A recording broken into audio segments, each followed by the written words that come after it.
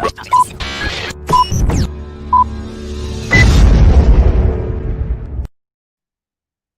morning. Happy Election Day. Welcome to the most important election of your lifetime. No, we are not here to repeat that kind of propaganda. But let me just start by saying, if you don't vote Libertarian, you ain't black. No, wait, did I screw up that Biden quote? Excuse me. If you don't vote Trump, you're not orange. Wait, no, that's not right either. Now, last week, as playing my statist alter ego as Adam Loves the Man, one of the interesting observations that I made as I was looking at this great contest between Cheeto Jesus and the Kid Sniffer, that these elections would be much more efficient if we just, let's say, only allowed government officials to vote, right? And this was my, my alter ego, my evil statist alter ego. And just to be clear, yes, libertarianism is good, statism is bad. And I mean that in a direct ethical sense as I'm defining those words properly, because libertarianism is just ethics applied to politics. Statism is the ideology of turning to the government to solve problems that should be solved peacefully, which means they're being solved in a coercive, violent, unethical way. So if you're looking at this election and you're voting for anybody other than Jo Jorgensen, you're wrong. Now, I'm very excited that this year, of course, as I've said numerous times on this program, that we have a libertarian candidate who's a libertarian, because we haven't for the last several election cycles. And today you can cast a vote for Jo Jorgensen and Spike Cohen and so many other libertarian candidates, but those in particular at the top of the ticket, knowing that it is not just a protest vote, but a long-term investment in American freedom. Jo Jorgensen into the debate. Now, the bigger point here that I have to make about the election is something that Adam Loves the Man, my evil alter ego, and myself would actually agree on, which is that this whole election process is extremely inefficient. And I don't want to demean the premise of society coming together in a peaceful way of creating a transition of power, of if you want to call this democracy, rule by the people, where we have seen statistically proven from academic studies, I think it was from Yale a few years ago, they did a study that showed public opinion had a negligible effect on federal policy and legislation out of DC. And you go, well, is this really rule by the people? I kind of doubt it.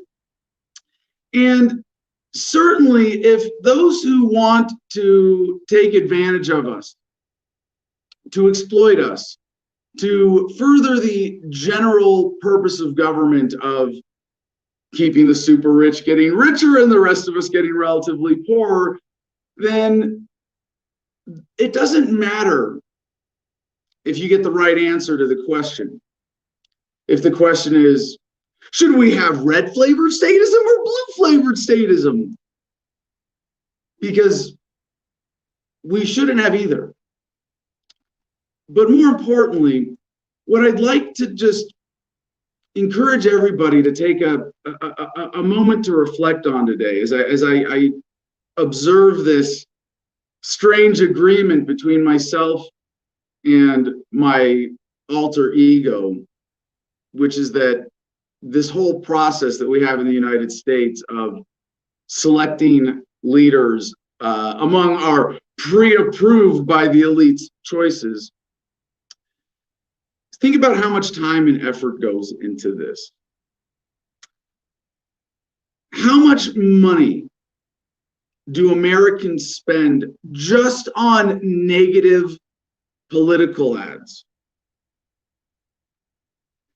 How much energy, time, emotional investment do we spend out of fear, out of having fallen for this diversion, for this racket?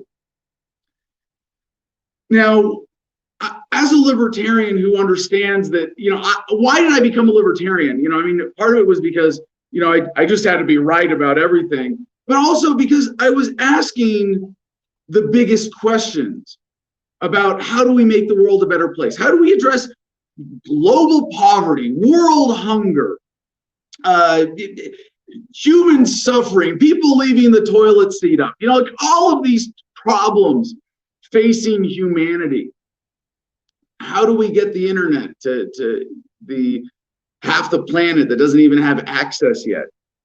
How do we unpollute the oceans with floating trash islands? How do we clean up the air? How all of these bigger problems.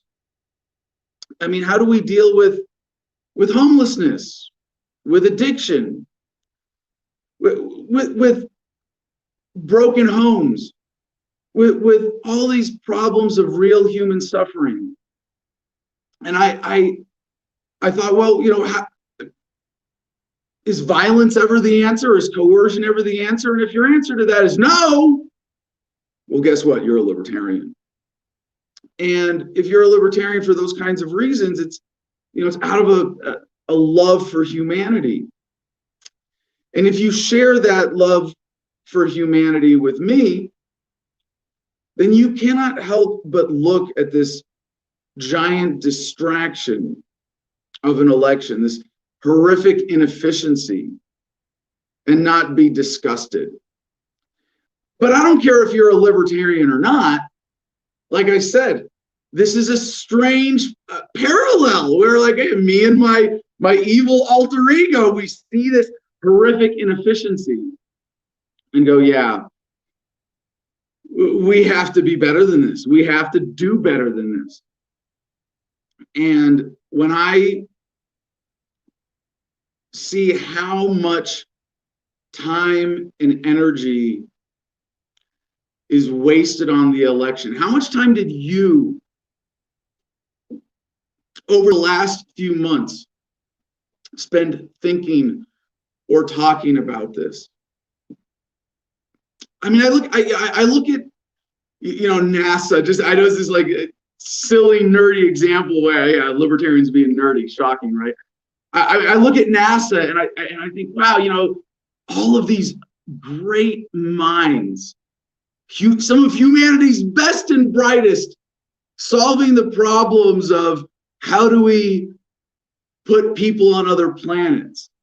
How do we explore the cosmos? And it's beautiful. But even that, I have to cry, I have to mourn that this is an incredible diversion of resources. Because what government has done is taken those best and brightest minds and got them focusing on problems that don't serve to alleviate human suffering nearly as directly as we should be doing it.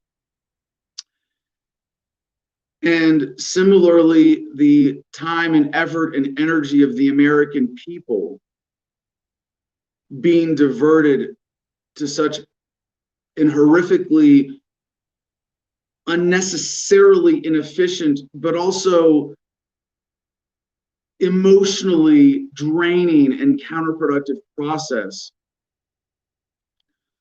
You can't look at this and say, yeah, way to go, America. We're really doing a good job at this democracy thing.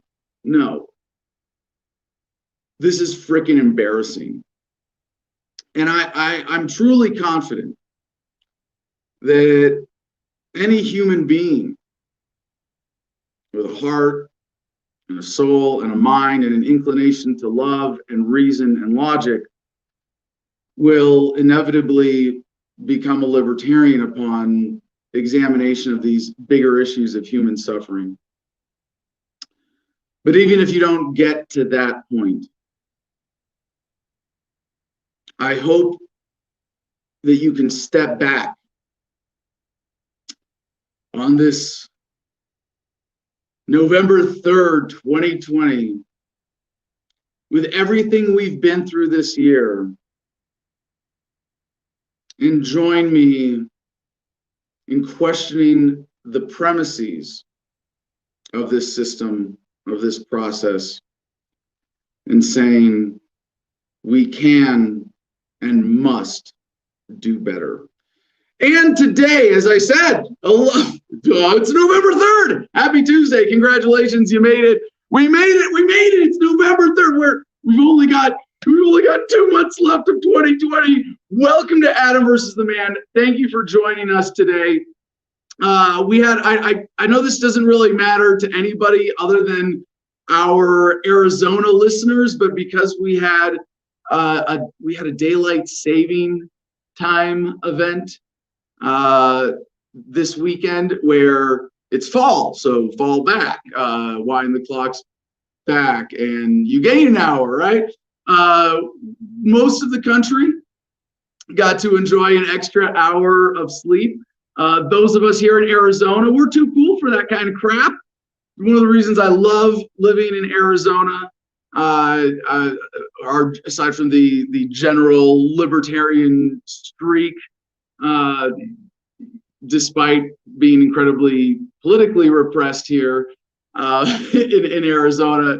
I don't know if people want to get into that today. We are going to take calls and questions, and we're going to have a lot of fun on today's show. We've got Spike Cohen joining us towards the end of the show. So we got that to look forward to today. The Libertarian Party vice presidential nominee giving us an update on the campaign.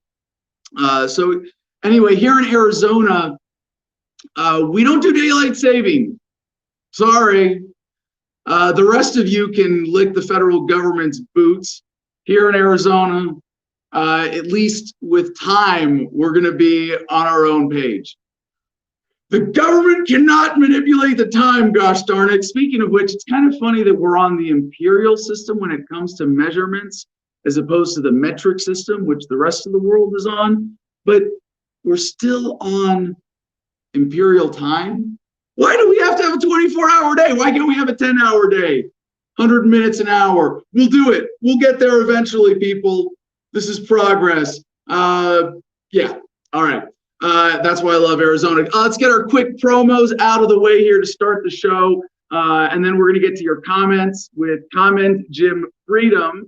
Oh, yeah, sorry. The point of all this is, so the show, for now, and I knew that no matter, even if we decide to change the timing, and happy to take your input. Remember, we do the show in the mornings, and it's a little bit of a challenge for our live audience, but it means that our incredible, intrepid producer CJ in Meth Dakota, so that's Meth Dakota is South Dakota, right? As he likes to call it, can get the video clips up because we believe that's a better way to reach a broader audience. But here in Arizona, so anyway, the time of the show is still the same for everybody else, 9 to 11 a.m. Pacific time. But because Arizona didn't do daylight saving, we went from Pacific to Mountain. Although we didn't go from Pacific to Mountain, we're on Arizona time, gosh darn it, we're on our own time zone.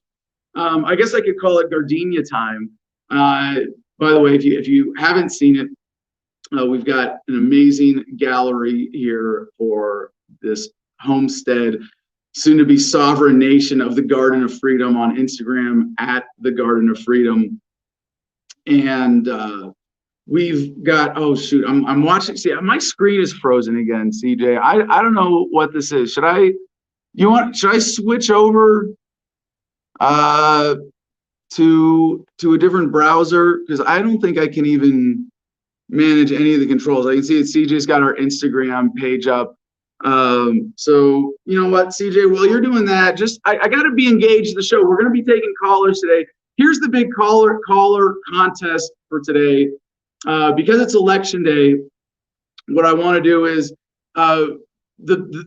give me your best reason to vote Libertarian for any candidate, whoever it is.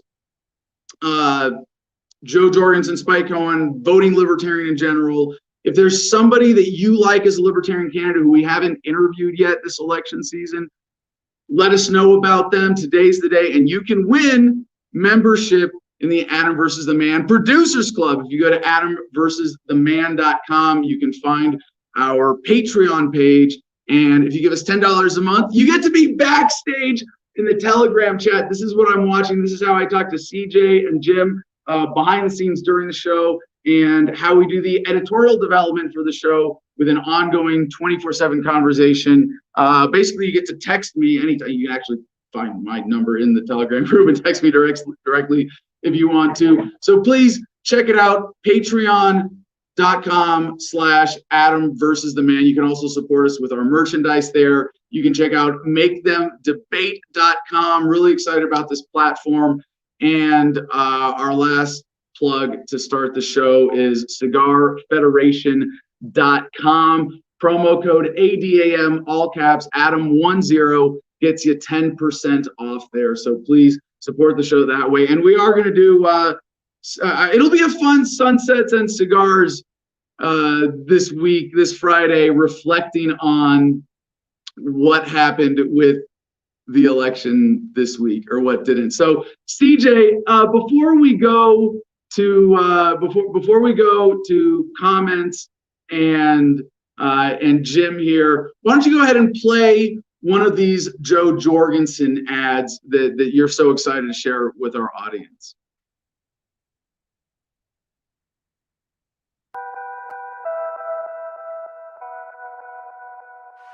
The government needs to get out of the way. Debates between Trump and Biden alone are not designed for the American people. They're designed to keep the Democrats and Republicans in power. They are fake debates. If the right person was debating, they'd have a major impact on the election, because that was not a very inspiring group of people. Let Jo Jorgensen into the debate. She's running on the Libertarian ticket. She's got a completely different worldview than either of the men who are running. We need a proliferation of voices. We need to break the duopoly. So let her speak. If Jo Jorgensen wasn't on the ballot, I wouldn't vote for Donald Trump or Joe Biden. The two-party duopoly also controls the presidential stage, and they keep changing the rules every time a candidate gets close. I've had a few people ask me, are you going to be able to keep Trump in line up there? My answer is, I'm a teacher. I know how to handle problem children. We'll do just fine. Thank you very much. If Ivanka were my daughter, perhaps I'd be dating her. The minute he closed that door, I was banged up against the wall. Grab him by the when you're a star, they let you do it. Nobody respects women more than I do. Give me a break. Focus on this man. Get your words straight, Jack. He pointed his finger at me and he said, "You're nothing to me." Why is it real for Dr. Ford, but not for Tara Reid? You're a lying dog-faced pony soldier. These voters say choosing between two parties just isn't enough. Dr. Jorgensen. Dr. Jo Jorgensen. Jo Jorgensen. Jo Jorgensen. Dr. Jo Jorgensen. Jo Jorgensen. Dr. Jo Jorgensen. Jo Jorgensen. Jo Jorgensen. Jo Jorgensen. Jorgensen. Dr. Jo Jorgensen. Dr. Jo Jorgensen. Dr. Jo Jorgensen wants to give voters back control. This is your life. You can make your own decisions better than somebody out in Washington. Trump, you don't have to worry about Biden. You're going to have to worry about Jo Jorgensen. There are 40 million Americans who agree with us, and if we all vote for what we wanted, then we would get what we wanted. Once you see me on the stage, if you don't like what I have to say, then don't vote for me. But let's get me on the stage. I'm Jo Jorgensen, and I approve this message. Beautiful, beautiful. Thank you so much, CJ. Let's get Comment Jim Freedom up on stage here. And remember, call in today. I don't know if you want to tell me, don't vote. Too late. I already voted by mail. If you want to criticize this whole perspective. Hey, every day we want to take callers for that as well. But remember, if you're watching live right now, share this show. And if you're looking in the comments, wherever you're watching this, you will see a StreamYard.com link. And with that link, it's very easy to call into the show. You can call in with just audio. You don't have to appear on screen. Happy to accommodate you that way as well.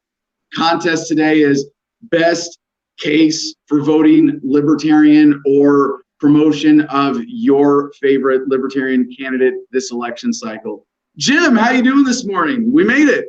We made it. We are here. The world is still turning. Yeah. Matt says he's going to post a video of the sunrise tomorrow to show people the world is still here. Yeah. No, I know that sounds absurd, but I get the point. And I mean, it doesn't sound absurd to me. I get the joke. It really, to say, hey, the sun will come out tomorrow. I'll stop singing.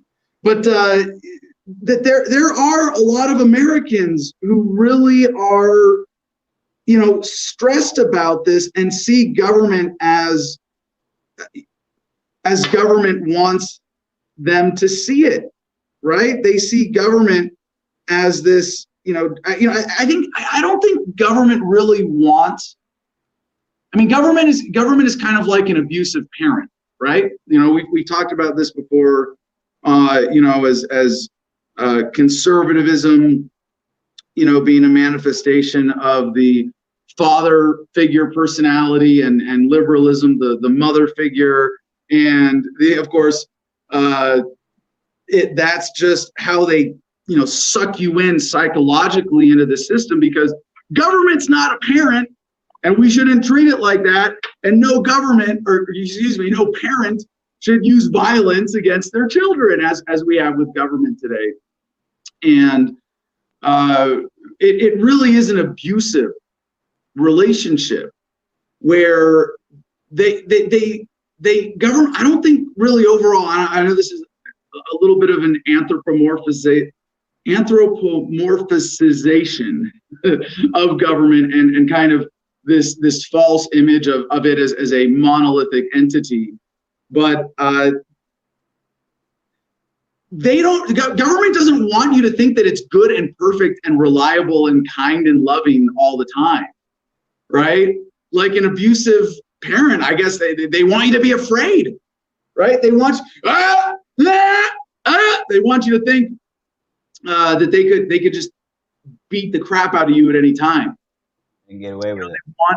They want you to fear even random irrational violence from the state, and that's part of how they hold our attention, and they have that emotional grasp on their victims. Does that make sense, Jim?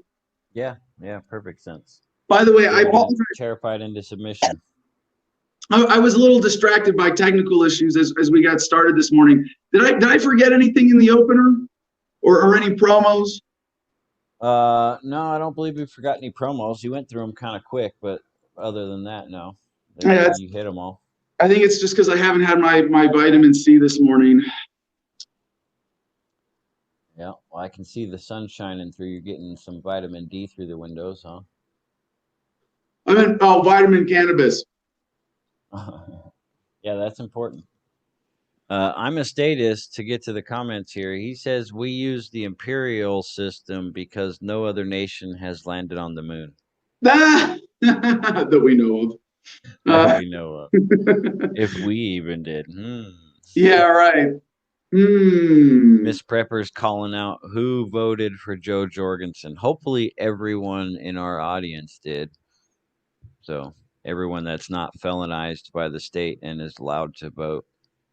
Well, I because I'm a felon, I'm not allowed. It's funny, I'm allowed to run for president, but I'm not allowed to vote in my home state of Arizona. But fortunately, I have legal residency in California and was able to vote by mail in California. and got to vote for Kalish Morrow, my friend, for city council, and Joe Jorgensen and Spike Cohen. And I think those were the only libertarians on my ballot. Kind of disappointing, honestly, but it speaks to the need for candidate recruitment. And I would, Jim, I remind people of the meeting that we had a couple weeks ago at the Jorgensen rally in Phoenix, where we were putting together the next Arizona Freedom Team, because here in Arizona, there are no libertarians on the ballot in 2020. And we have a pretty, I mean, as far as, Libertarian Party state organizations go, we're about average, I think, here in Arizona. And it was because the Republican Secretary of State successfully got all the libertarians removed from the ballot because of signature requirement bullshit manipulations. So it is worth pointing out, we did try to get Brandon Slayton and who's the other one? His name's just escaping me. The guy with the mohawk. He's a friend of mine. Oh my God, it's killing me that I can't remember his name right now. Because he was running for chair. He was running for chair against Josh and Joe. Anyway, great dude. I apologize, I can't remember your name. I again, just really distracted this morning. With all this election stuff going on, I guess I can feel so much emotion in the air. I'm gonna look this up because it's gonna kill me. Because he's such a great activist. While you're looking that up, I'll give you Craig Darty's comment. He says, good morning. He says, at least the commercials and the mailings and the texts from politicians are going to end. That's a positive of after today. Yeah. Let's see. Oh my God, I feel I'm really embarrassed that I can't remember my friend's name here, because I remembered. Anyway, he was one of the officers. Is he not currently one of the officers? Oh, geez. Anyway, normally when I can't remember something like this, I'm really good at covering it up and not trying to say names when I can only remember one of them. But he did. It's funny because what's that? I said it's backfiring on you this time. Yeah, now I screwed it up, and now I have to find his name and absolutely make sure, because he's a friend of mine. I've done work with him. I've gone to I've gone to meetings with him. I'm looking at a picture of him right. This is like the weirdest brain fart. Now I'm like, does my brain not work? Like, what's? You're trying to remember it too hard. Yeah, basically. Wait a second. Here's how I do it. 2020 Libertarian Party chair race. Why? This is like the weird. This is.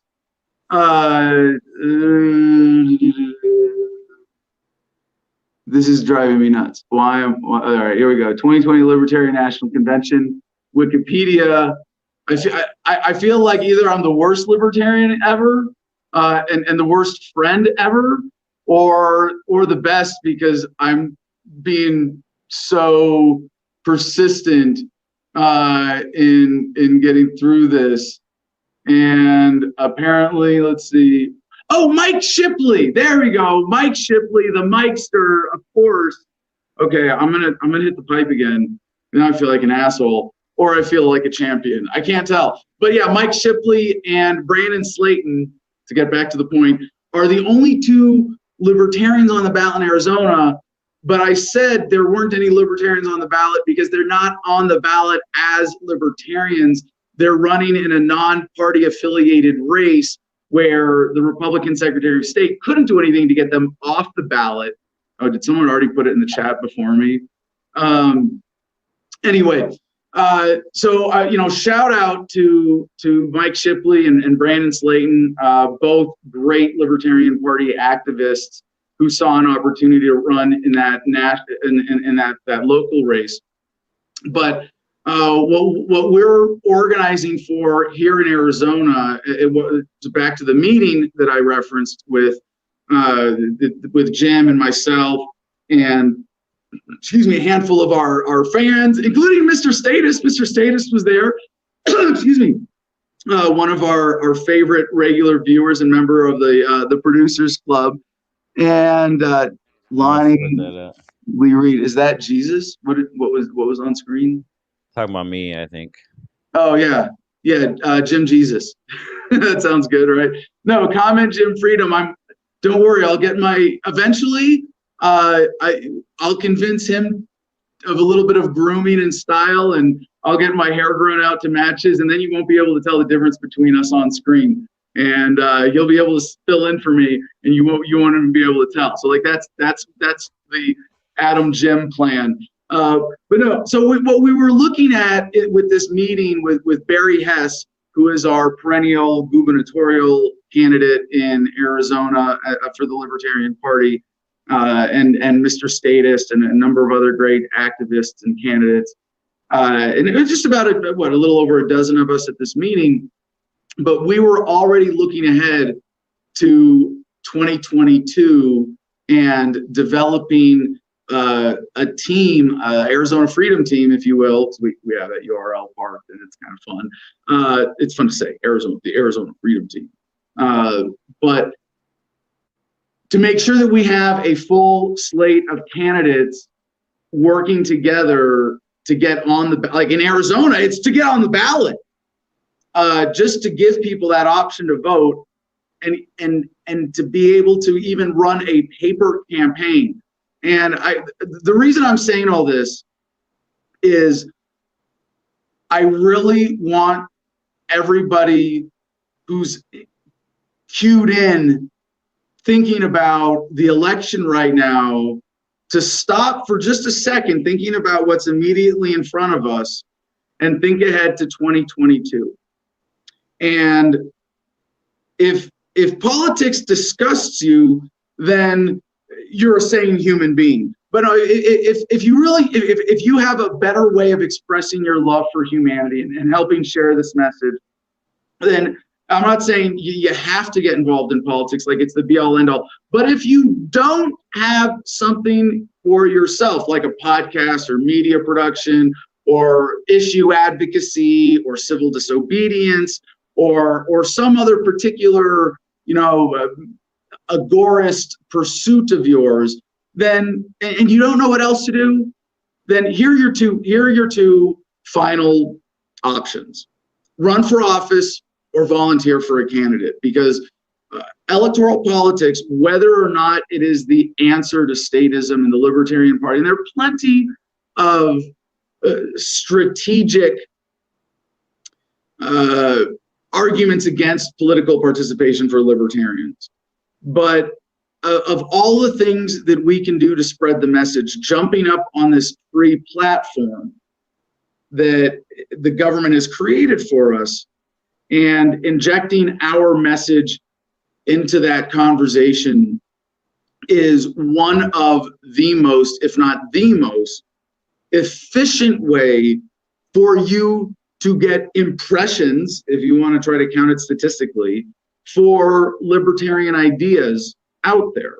And you can do this either by running for office, and like I say, this is why I support people running even a paper campaign as a libertarian, where and there are a lot of places where there aren't any signature gathering requirements. All you got to do is fill out a form. There's some places you can do it online, and you're on the ballot with a libertarian with an L or whatever it is next to your name. It'll probably say the full Libertarian Party. So doing that, and then you can. I mean, I would say that a minimalist, I don't maybe paper campaign suggests, I guess I would use that term to describe, like, you're just on the ballot and filling out the paperwork and that's it.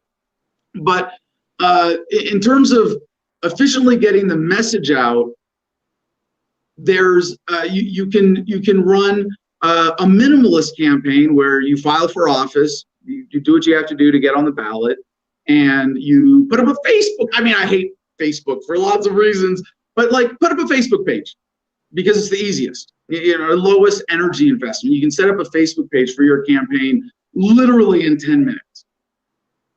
Picture, you don't even need a logo, but this is who I am. This is what I'm about. Link to lp.org. I support the principles and the national platform. Done.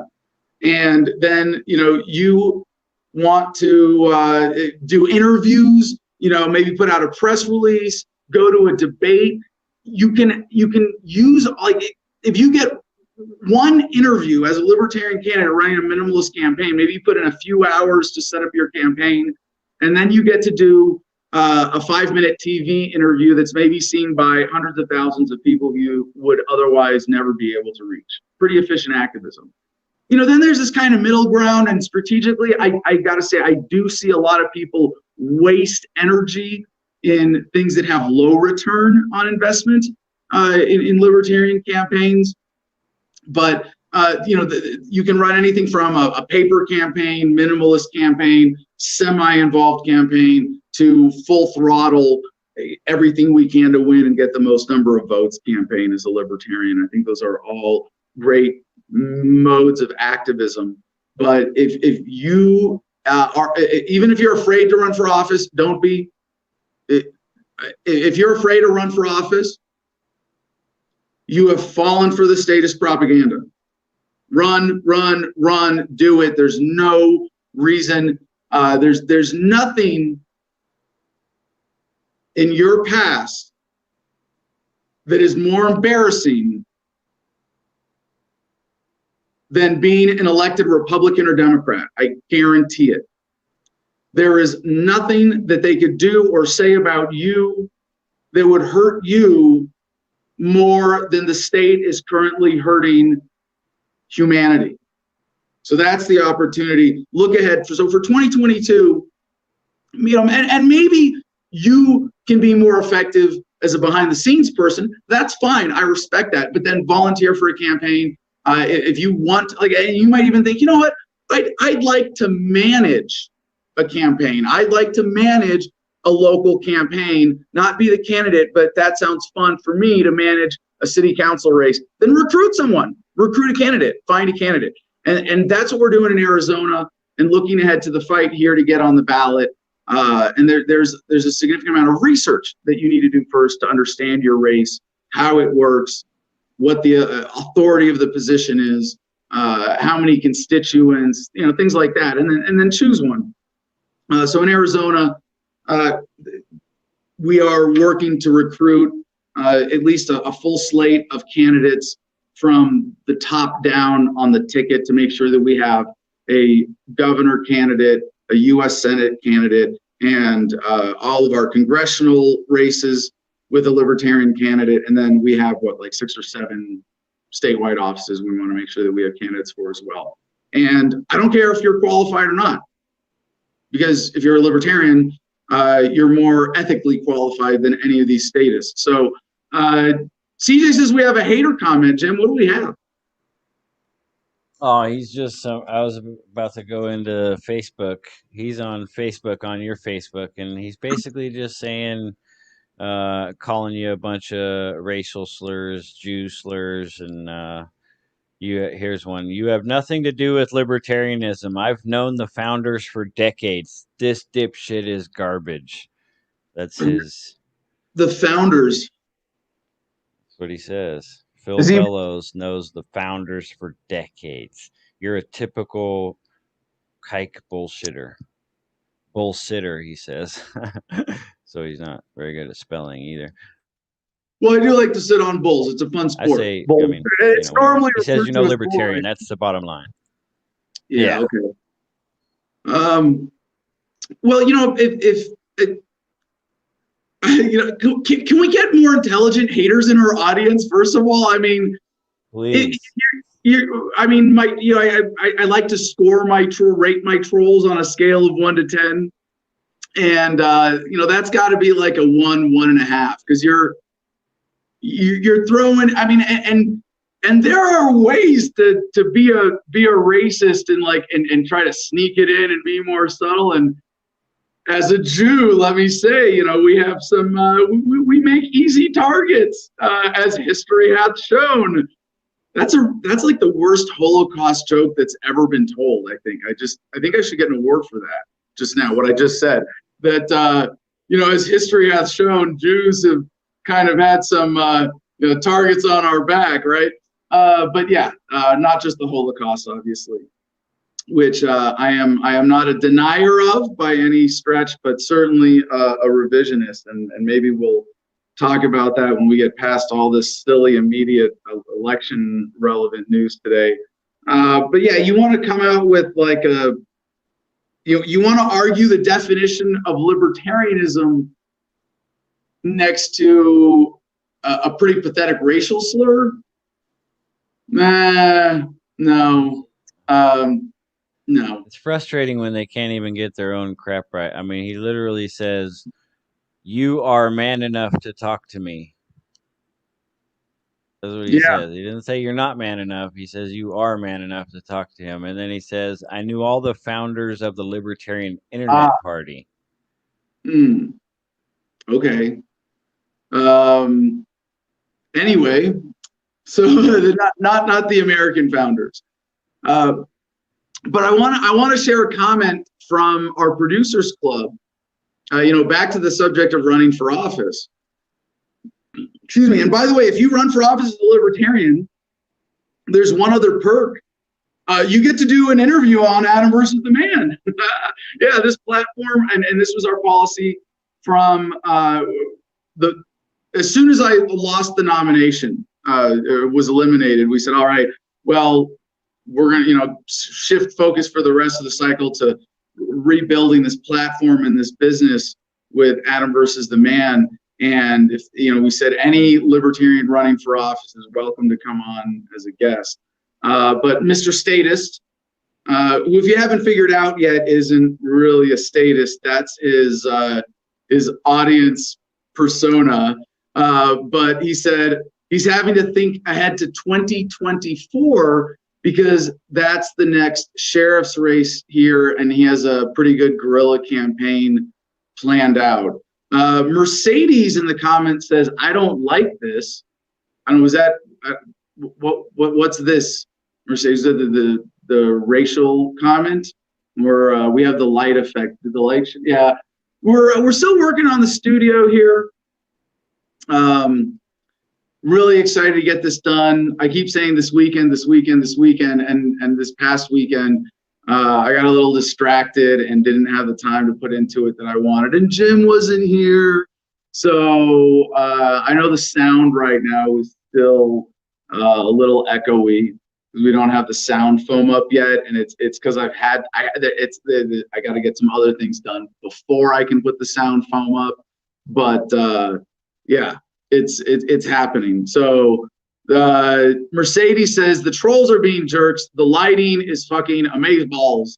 Yeah, and it's one of the fun things about the studio space, the way that we have the windows set up, and what we're going to be able to do with this over the next hopefully the next couple months. We will have this studio fully functional to its, not really to its complete potential, because there will always be room for improvement, and this gives us a bit of a bigger canvas to develop the production for the show. But to have you know, a different internet. By the way, if anybody wants to, you know, offer their input on this, you know, right now the internet out here, I use my phone, hotspot on my phone, and I have a Verizon Jetpack hotspot, and I get 4G with those, but I also get throttled pretty badly. So I'm thinking that instead of, and out here we've tried to get microwave and satellite internet. You know, we live very I'm but I think the answer is to just wait for 5G, and as soon as we can get a 5G hotspot, you know, I've seen a lot of the 5G conspiracy things at a glance, but I haven't really been convinced by any of them that 5G is some special technological threat So if I don't know if someone in the audience wants to challenge me on that, is 5G a threat, and does this make sense for people living rurally? We are in the coverage area here. Anyway, enough of that. Jim, what else do we have for comments this morning?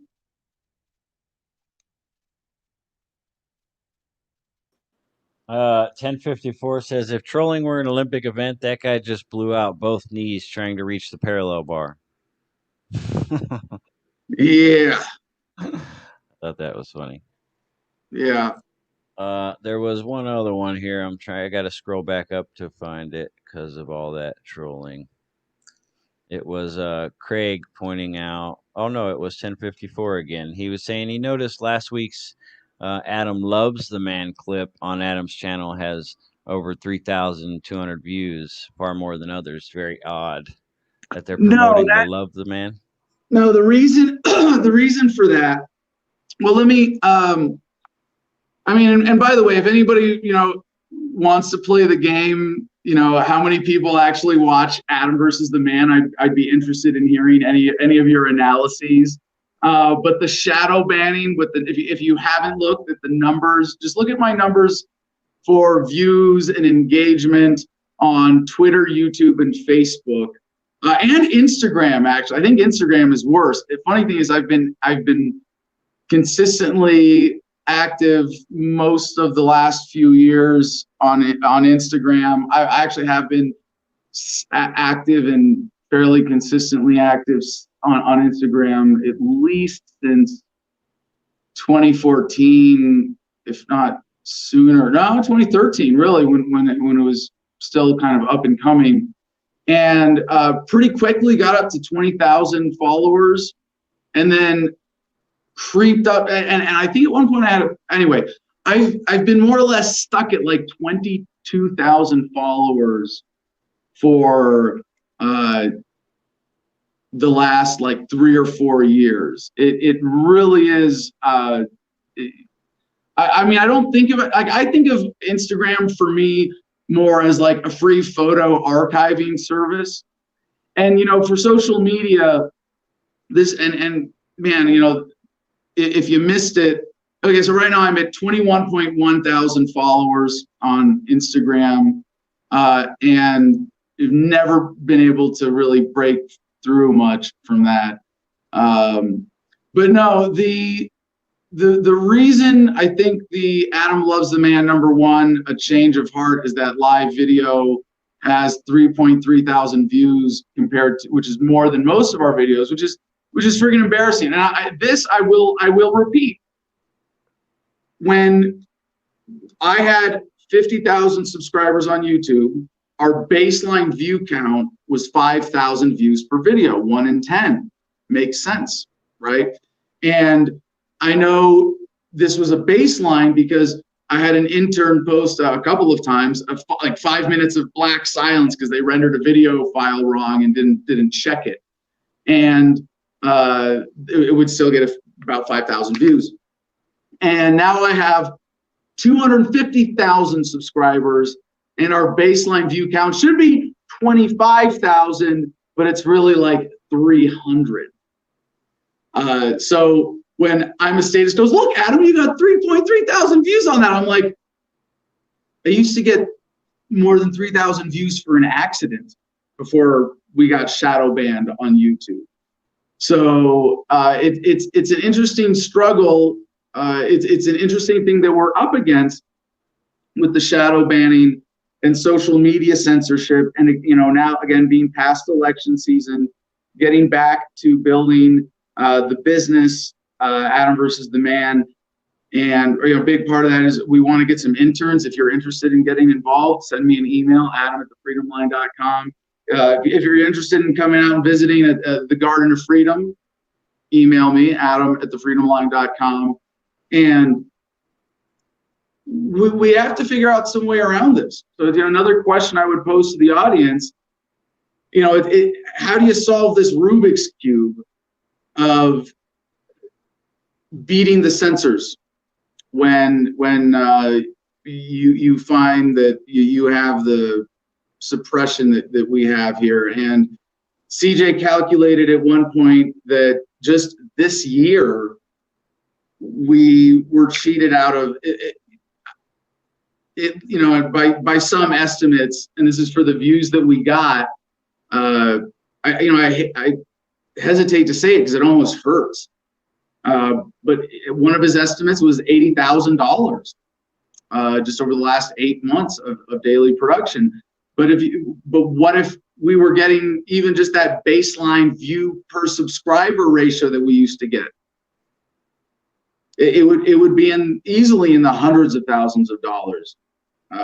Even if we were just doing a daily news show and getting a 1 in 10 subscriber to view ratio for most of our videos. I would like to think, my part of my fantasy is that people are watching and it's not being counted, but I know that's not the case. I know it's part of it. And people are watching other platforms, and we always encourage people to rip all of our content and make sure that it's clear we make no intellectual property rights claims to any of this.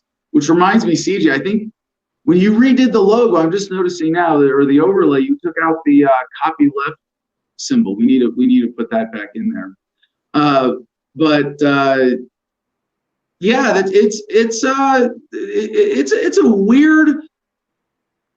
a really weird fight that we see ourselves in. Yeah, CJ is saying the what? Yeah, CJ, if you go look back at some of the older overlays, we had the copy left symbol in I think the bottom left corner, and copy left just basically says you're free to repurpose this content without any intellectual property restrictions, unless except that you can't charge for it. So that's the spirit with which I've always done content, and even the book, I have a copy here in the studio because we used it for our skit to kill the Adam Loves the Man character. But even Freedom has a section on intellectual property that really deconstructs it well, free in every digital format at thefreedomline.com. And it says in the book, rip it, share it, put your name on it, rewrite it, whatever. Anyway, so we want to take some callers today. Jim, any other critical comments before we see another campaign video from Jo Jorgensen? Craig Darty, he just wanted to point out that he enjoyed the highlight reel of the Statist Adam. That was fun if people want to check that out. Yeah. He did an excellent job. Yeah, please. And I think it was CJ suggested that we should post that on the main YouTube channel, but just so everybody knows, like we did the transition video, the one with 3,000 views here on youtube.com/Adam Kokesh to let people know that we were going somewhere else. But even the place we told them we were going, the channel hasn't been approved yet, as far as I know, unless CJ wants to tell me otherwise. But we're trying to set up youtube.com/Adam Loves the Man so that we have a backup channel and we can at least get our active viewers subscribed to another outlet where we don't have 2 strikes. And right now we still have 2 strikes on the main channel. And if you get a third, they delete it. It just delete, like it's gone. It's like wiped off the internet. Now we've got most of our channel backed up. Don't worry. But that all of the hyperlinks around the internet to all of my classic mind-opening, world-altering videos, those would be dead. It would really be a huge setback for the effectiveness of this content library of thousands of videos. So I was thinking, I think CJ suggested let's post the highlight reel of Adam Loves the Man. But like, even though it's parody, the point is pretty clear. I don't want to risk getting a third strike. So where can people find the Adam Loves the Man highlight reel now? I think they can find it on your Facebook page. That'd probably be the easiest. if Facebook, okay, and Twitter, like if they'll let you watch it. So I've been getting, and I think I sent one. I sent a screenshot of one to the Producers Club chat on Telegram here, of people trying to watch this show and just getting technical errors. And it's kind of a sad comment on the state of our audience, but it's just it's also a good sign that we have people who are kind of here casually, maybe considering these ideas for the first time, and they're not the hardcore, dedicated, active, engaged audience like our Producers Club. And it's like, if you run into a technical error on trying to watch the show on Twitter, are you gonna, actively go, well, is it on Facebook? No, are you gonna click the next thing that's in your suggestions from your feed? And that's a lot of people. So we really do especially need your help in getting this message out there every day. And I don't know if there's some other way, again, like solving the Rubik's Cube. It might be if we could make every show inherently viral somehow. Maybe I need to start every show with an intro that says, and now CJ likes to say the most censored man on the internet, which obviously is somewhat of a subjective analysis, but if we could motivate everybody who's watching this, as much as our people are supporters in the Producers Club, and get you to be engaged the next level and recognize the importance of sharing this content. So maybe, now that the election season is over, now that we're mostly done with the development of the Freedom Factory studio here, and we're still open for sponsorship. We are paying about $320 a month for this building. And if you want to cover that cost, if you want to cover that payment, you can name the studio. The name of the building is the Freedom Factory, but Adam versus the Man, coming to you from the John Jacob Jingleheimer Schmidt Studios, the Freedom Factory in Gardenia. You can name it, and we will say it every day in the show. And it feels like we've been rambling for a long time. I hope because we still got to get to news and call. Geez. Well, let's get our next advertisement for Joe Jorgensen up. All right. So before that, please, let's get the link for callers in again to all the comments. If you want to call into the show today, best comment or call, but really best call with the reason to vote Libertarian or your endorsement or promotion of your favorite Libertarian candidate wins membership in the Producers Club today. All right, so let's play that video.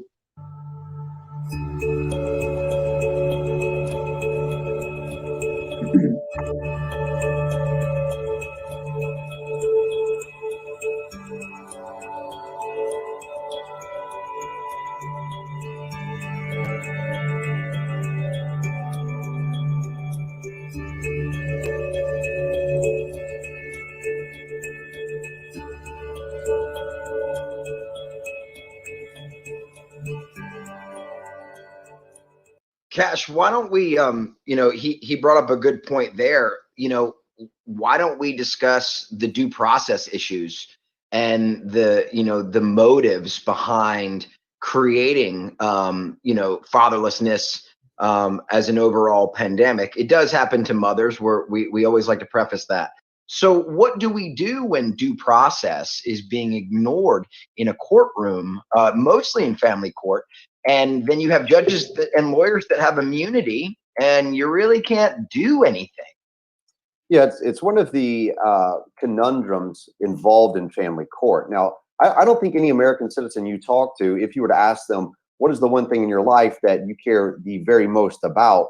The majority of people are going to say, my family, my children, those closest to me. Right. And that's what we hold the dearest.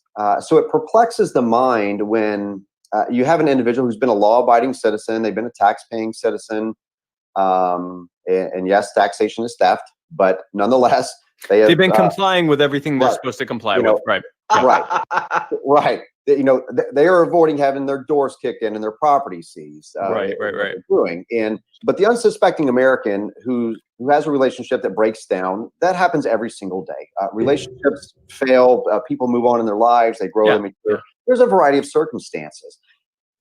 But one of the major issues that I've seen and I know exists very well is exactly what Chris was saying.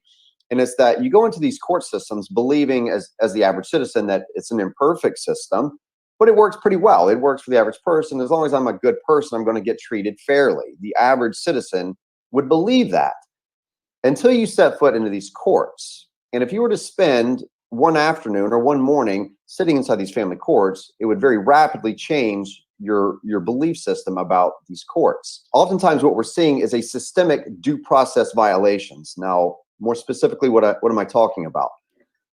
As an individual involved in a custody case, you have a right to be noticed if the opposing counsel intends on filing a motion in the case to say, okay, Spike, let's just say I was the attorney for your wife.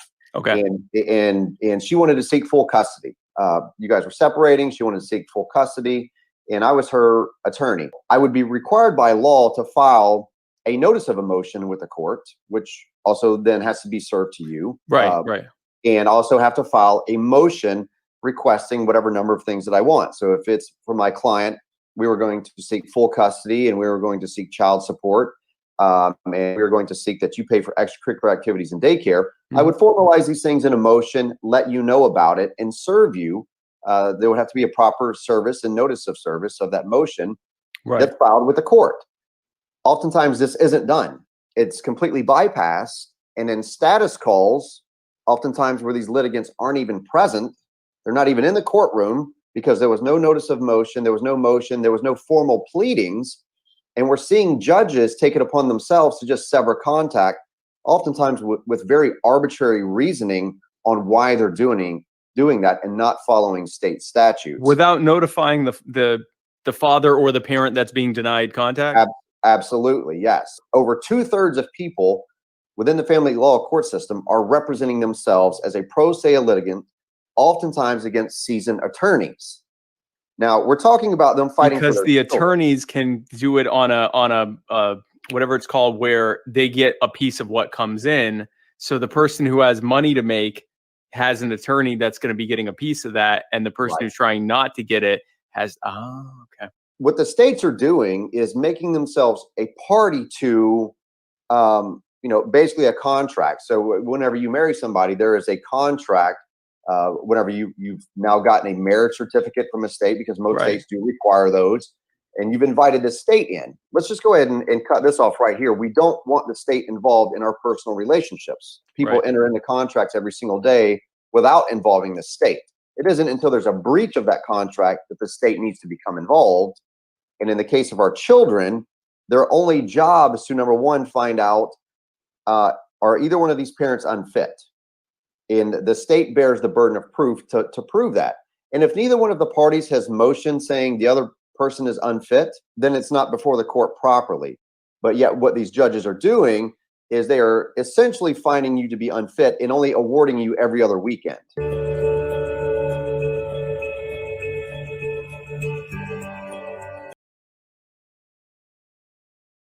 Shout out to victims of family law, and really great to see all those guys on screen together. But I really want to single out my friend Chris Cole and take credit. I'm like, one of my favorite compliments I've ever received is being an activist. And by the way, last night I had some fun on with the California Independence people. You can check out any of my social media for the links to that. Big West Coast secession movement. They had people from different movements, Cascadia, Alaska, Oregon, and especially California, going for independence. And one of the things to me about what it means to be an activist, as I say, motivated by a deep-seated sense of injustice, but in creating a purpose-driven life on the foundation of a love for humanity itself as an activist. That criteria, there's sort of like an inner circle of activists, and I did a bigger bit on this for this panel I was on last night with the secessionist groups. Again, shout out to Marcus Ruiz Evans and the California Independence Movement, and Hal and Shankar, who I've interviewed for Adam versus the Man before. And I hope that, to me, this is what I love about myself the most. Yeah, if I can put it up, I'll just be upfront about it, and my self-love as well. That like my identity, what I have created for myself is a deliberate reflection of my best self, that I'm a dedicated libertarian activist, and that I have built my life around this cause, and it is a manifestation of that deep love that I have for humanity. When I'm around other people like that, CJ definitely qualifies, Jim definitely qualifies, Marcus definitely qualifies, Mercedes definitely qualifies. That's our core production team. I want to just take this point to mention that Chris Cole definitely qualifies. And he's going to be running for office one way or another. I want to make sure he's running for office. I know he's actually looking at a race. I'll wait for him to tease it. Maybe we'll interview him again on the show when he gets ready to announce, or maybe to have that conversation. And Chris, if you're watching, let me know. But I know you're going to see this eventually. But if you want to have part of that conversation on air, whether it's staged or live, of you looking forward to 2022 to considering what you're going to run for as a libertarian, I'd love to have you on back on Adam versus the Man for that. And when you're around people like this, and this really gets to the core of my appreciation for, and maybe I need a term for this, but for my production team here, for the Adam versus the Man team, and for I don't know, the love people, when you're around people like us, you can kind of feel that there's, and I hate to sound like a hippie, especially as I'm growing my beard and hair out for an experiment, or as my last ditch attempt while I still can. There's a vibration of love. There's a projection of love when you're around someone. Like, people like this are inherently generally empathetic and well-mannered, but you can tell, like, from what their concerns are, what motivates them. And that's the calling. And this is a part of what libertarianism and Adam versus the Man is all about. Is, it's not about Adam gets an audience. It's not even about understanding the world or current events through a libertarian lens every day. If people wander in and out of this audience for different reasons, they get different things out of it. Some people are exploring their worldview and developing it, and they get a piece of it from this. They just, all right, let me look at current events through Adam's lens for a couple of months and compare it to the lens of the Drudge Report or my social media or whatever other mainstream media outlet I'm getting my news from. And if you get my formula, and then you don't need it anymore, and you don't want this long form audio video version of this message every day, and that's great. Take what you get out of the show and go. And for some people, for a lot of us, there are a lot of reasons, but some people kind of wander in for a motivational boost. I know that sometimes libertarians are become Adam versus the Man regular viewers for a while out of boredom. or just sort of circumstance of life, that you've got a job where you have the great luxury, you have some kind of schmuck job, or maybe a driving job, where you can watch videos at work or at least listen to podcasts, things like that. And that's awesome. Maybe your circumstances change, and maybe they change because you've got this more important message of building a life around that love for humanity. And I hope that that's my favorite way for people to leave my audience. Like, Adam, I am too purpose driven. I don't have time to spend this indulgence with you of even looking at current events for 2 hours a day, 5 days a week. I can only skim the Drudge Report every day, and that's enough for me. I know the code. I can read between the lines, and that would be my ideal outcome for Adam versus the Man, really. And if everybody who wandered into the audience for a day out of one show left with that kind of motivation, it would all be worth it. So Chris Cole, just to wrap up the rant here, is someone who I really want to take credit. One of my success stories, I suppose, in having motivated someone to that, I want to say, like, elite level of activism, but that's not it. What is it? The people who have, and if anybody, like, again, please in the comments let me know. What would you call someone like that? Someone who as an activist has built their life around a sense of purpose founded in that greater love for humanity, as for me is manifest through the message of freedom, as ethics applied to politics, and that fundamental striking at the root. Henry David Thoreau, for every 1,000 striking at the branches of evil, there is one striking the root. And that's, when you look at what's wrong with the world today, what is the single greatest source of human suffering?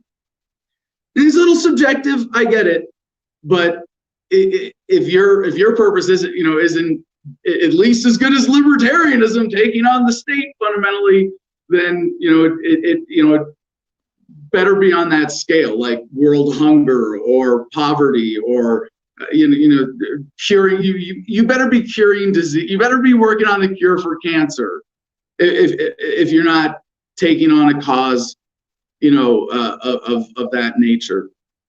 And Chris Cole specifically, as someone who has been motivated by his own experience and turned it into a much broader, more effective cause with victims of family law, who you just saw in that clip, is someone who we engaged through the presidential campaign, and we've created a monster of an activist. And the one thing that Chris, his one big weakness, and he knows, he doesn't mind me saying this because he's a confident dude. He knows that his enthusiasm sometimes results in an abrasive communication style, because it's more than most people can take. And he's it's been amazing to see him develop as an activist and step into that role, and to have the courage to share his experience as a victim of family law, going through a nasty divorce and ongoing custody bullshit. So anyway, I see him. He is in our producers club right now doing this, giving the I don't hook 'em horns hand signal.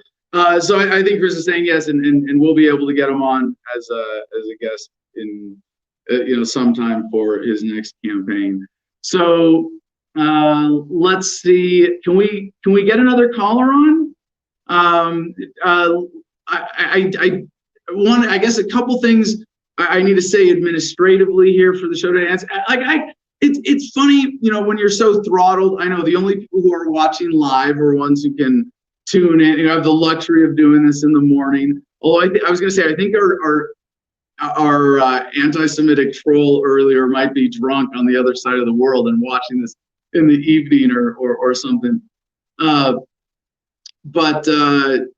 right, sorry. Now I'm distracted by comments in our in our producers club. But I'm a state. It says my doctor told me I should switch to Matt from Monsters cocaine energy drink now because it would probably be cheaper and better for me. All right, so we do have a caller, but what we're doing, we're waiting to confirm Spike Cohen, and he might be delayed and be coming on half an hour after the scheduled end of the show. So we might be going all the way to noon Pacific time to accommodate Spike coming on at 11:30. But let's go ahead and get our caller on screen here, CJ. Hey, good morning, brother. How you doing, Matt? Doing good, man. Missed the first half of the show, had to go vote. Was planning on getting up early and going out this morning, but let the dogs out and my neighbor's horses were loose in her backyard, so I had to make sure they got wrangled up before I left, and by the time I got there it was around the building, so I just went to work first, got finished up a little early, and went and did my due diligence as a good civilian. Casted my vote for Mama Joe. Nice. Thank you for throwing your bet on the pile today.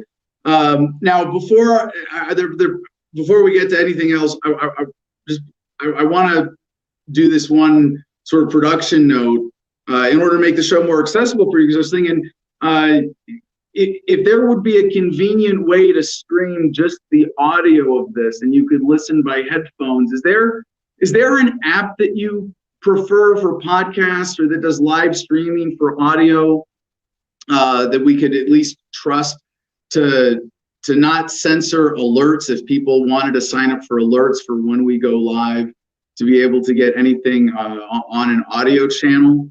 And if you just say no, but we'll CJ, write that down. We'll talk about it after the show. I am the absolute worst person to ask about tech stuff. Well, I'm glad I asked already. Mercedes in the Producers Club is saying the Anchor app. Anyway, we'll get into that after the show. But thanks for making me think about that. So where did you vote, Matt? I'm in York County, South Carolina, which is just below the North Carolina border, right outside of Charlotte.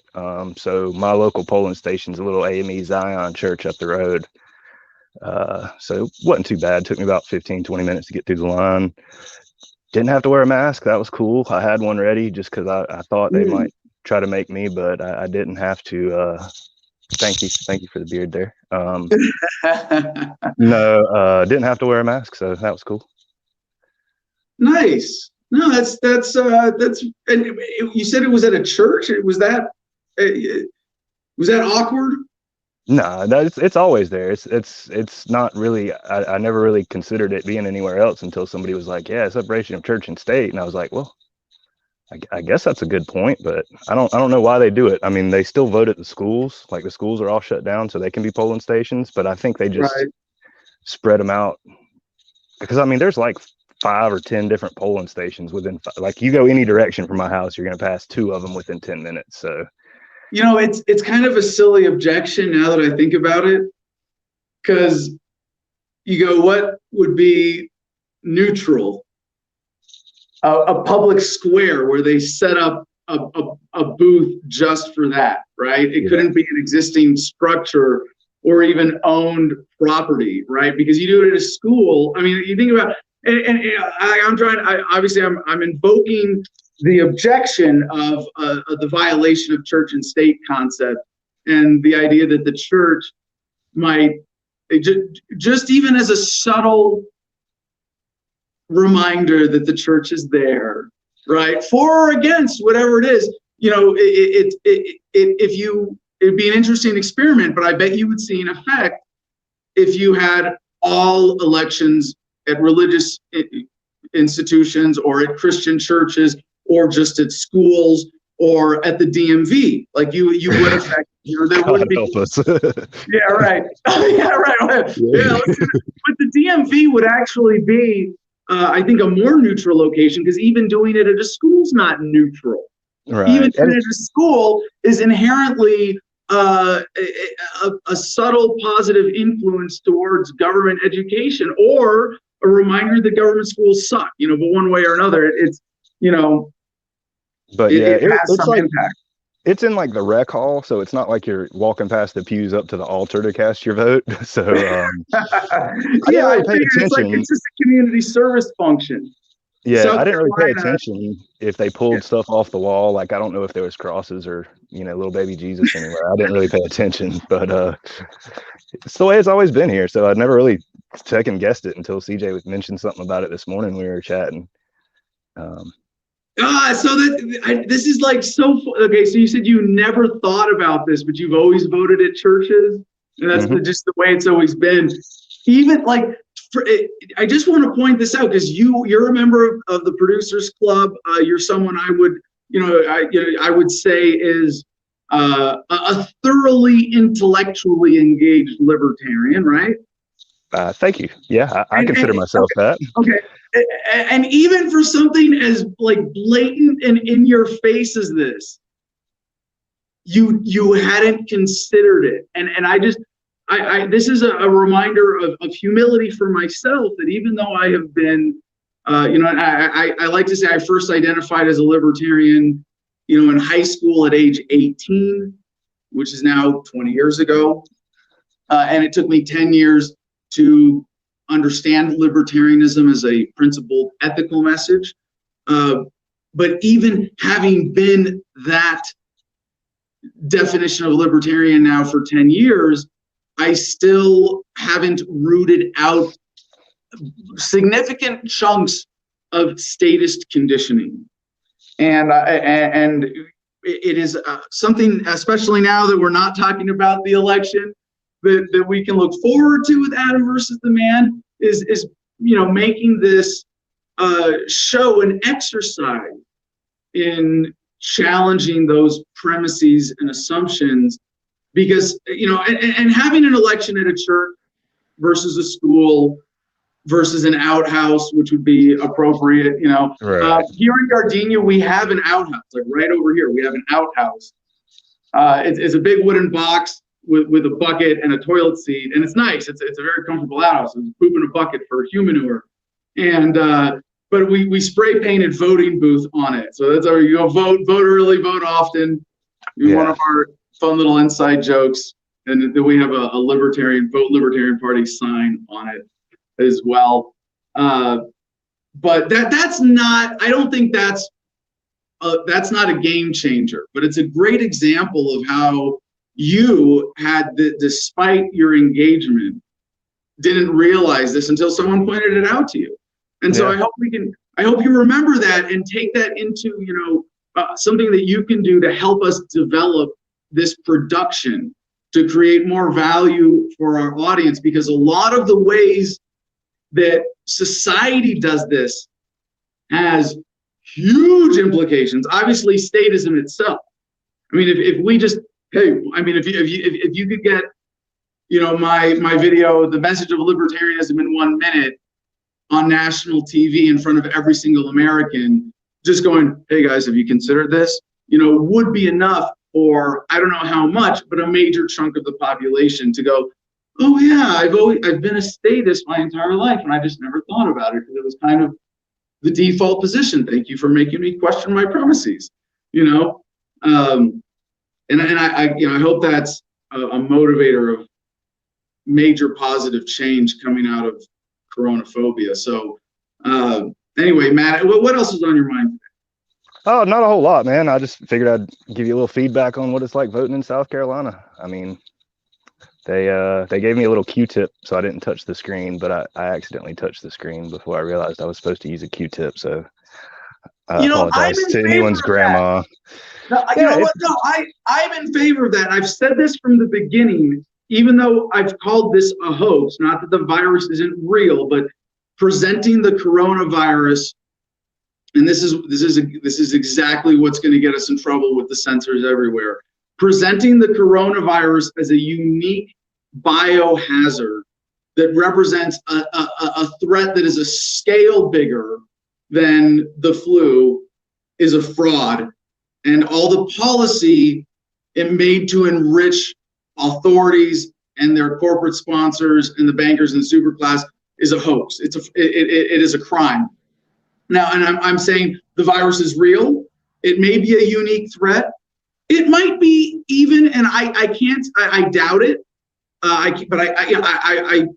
My estimate is that it's about as bad as a normal seasonal flu. It's within it. It is not a standout in the regular noise, the course of events in the global human petri dish. But I can't say without certainty that it might not be 2 or 3 times worse than the flu. Okay, fine. Of course, doesn't justify any of this. But you know that in and of itself is enough to make it a fraud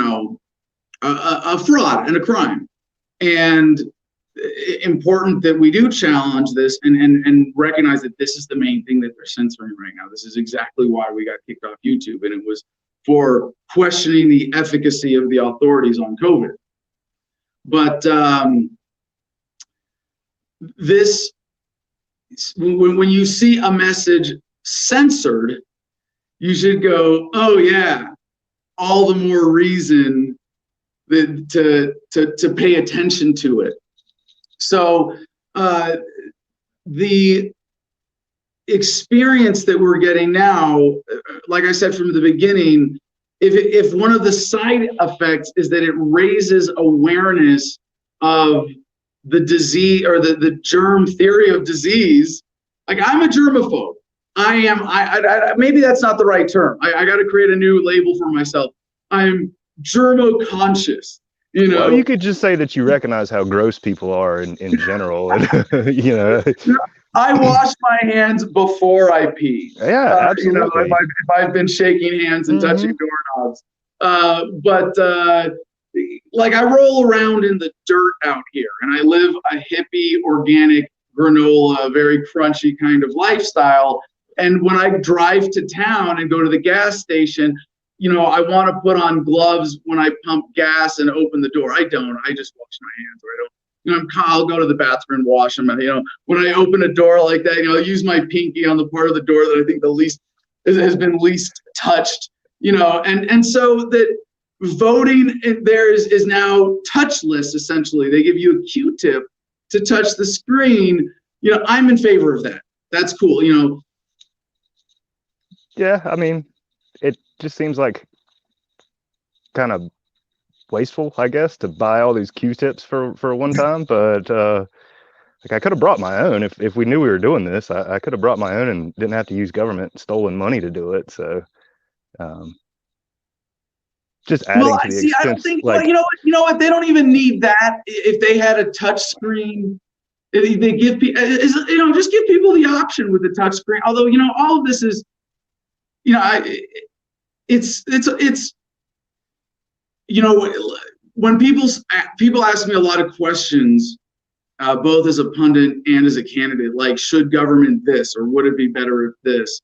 And, you know, election-wise, process-wise, you know, do I care that they have elections, voting at churches in South Carolina as opposed to a more neutral, hypothetically, more neutral location? No, I really don't care. It's like, you know, how should the mafia choose the boss? Yeah. The mafia shouldn't exist. Why do I care? You know, it's the ultimate arguing over deck chairs on the Titanic kind of argument, when we know that this is so wasteful and inefficient, and when government it transitions to a voluntary version of itself, or is localized and granulized to insignificance, that you know, this question is going to be, you know, we're going to see competition. There's going to be something way more efficient, way more secure, and it's the idea that we wasted so much energy on these elections is going to be looked back on as an historical embarrassment. Yeah, I have a big problem with how much money the campaigns are spending. Like in South Carolina, Lindsey Graham and Jamie Harrison are spending hundreds of millions of dollars on campaigning to people who already know who they're going to vote for. All this money they're wasted. They're advertising Jamie Harrison, the Democrat, on the Rush Limbaugh show. Like, what? Oh yeah, I've been listening to Rush for 20 years, but that one Jamie Harrison commercial is going to really sway my vote. Like, if you just took that campaign money, you could actually help the people who you're campaigning to help in a more effective way than wasting money on flyers. I bet you I've got over 100 like mailbox flyers. The Democratic Party's pushing this guy named Bill Bledsoe, who's a Constitution Party for senator, and he's already withdrawn from the race, but they're just pumping him, saying that, oh yeah, he never once talked bad about Trump like Lindsey Graham did, and oh, he's never once supported any kind of gun laws, or he's never once supported any abortion. So they're trying to steal votes. It's just so disgusting. Like it's just really a sad process that we have today with our elections. And everyone you talk to is like, oh, I'm so ready for it to be over, and it's like, yeah, why don't we just end the whole thing? Like, it'll come back in 4 years or 2 years or whatever, and we're going to do it again, and we're going to bitch about it again. Why don't we just get together and say, you know what? Let's end it. Let's be done with it. Well, speaking of which, I was about to ask, do you have plans for 2022? Because or your next local election cycle? Because even with that, even if your view is that there's no chance of meaningful change through politics, it's a great way to get a message out. It's a great way to troll system. It's really fun and a beautiful way to spread the libertarian message and a message of love or humor or whatever it is that you want to promote, right? Yeah. So I'm not sure what I'm going to do. I'm going to do something. Been tossing around the idea of running for coroner, because in York County, coroner has political affiliation, and I don't need no damn liberal telling me whether I'm alive or dead. I should be able to decide that on my own. And, I could have a lot of fun campaigning as coroner, saying I can cut murders and overdoses by 50%, just saying, yeah, no, like I have the power to kill people and not violate the non-aggression principle, right? I mean, that's pretty cool. So it's just dumb. Why is a coroner a politically elected position, and why is it, Republican or Democrat? Like, who's really like, yeah, he's not a bad coroner, but he's a Republican, and I'm just afraid he's a little too conservative with his certificates of death. Like, what sense does that make? But it costs $7,200 to register for that. So, I'm working on getting more involved with the local party and the state party. And, nobody's really reached out to me. I mean, I was down there Sunday in Columbia when Spike came home, and it wasn't really warm. I went to an event about a month ago in North Carolina, and, like, you got Steve DeFiore and Shannon Bray and all these great candidates in North Carolina, and they're just so warm. And hey, man, like, here, sign up for our email list. Like, oh, you don't live in Mecklenburg County? Well, you're close enough. You ever want to come hang out with us, sign the mailing list, and, you come hang out with us and see how it goes, and like here, it's like, I had to like basically bust kneecaps to even find out who the local party was. And they're like, oh yeah, it's a Facebook page. And I'm like, yeah, I don't do Facebook. And they're like, oh, well, just join the Facebook page. It's a great networking tool. And it's like, no, fuck Facebook. I'm not doing it, And so Keenan Wallace Dunham actually got in touch with the people for me and got me set up with the local guys, which is like two dudes. We met up at a pizza shop a few weeks ago. But the state party here, I think I see some things that I could help with, and I look forward to doing that coming up for 22 and 24. And well, I guess whenever the next next state convention is, I'll be there and try to insert myself in it and see if I can do some good, do something, at least do something. Yeah, man, sorry, I'm just sending a note to our producers about Spike Cohen joining us in a little bit. I'm really excited about that. I want to let everybody know, still plan on him coming on at 11:30 a.m. Pacific time. So anyway, so I don't know, there's more. So in the chat's been going off here talking about the Boogaloo countdown clock and everybody being ready with ammo. But Matt, I wanted to say about the idea of a libertarian running for coroner.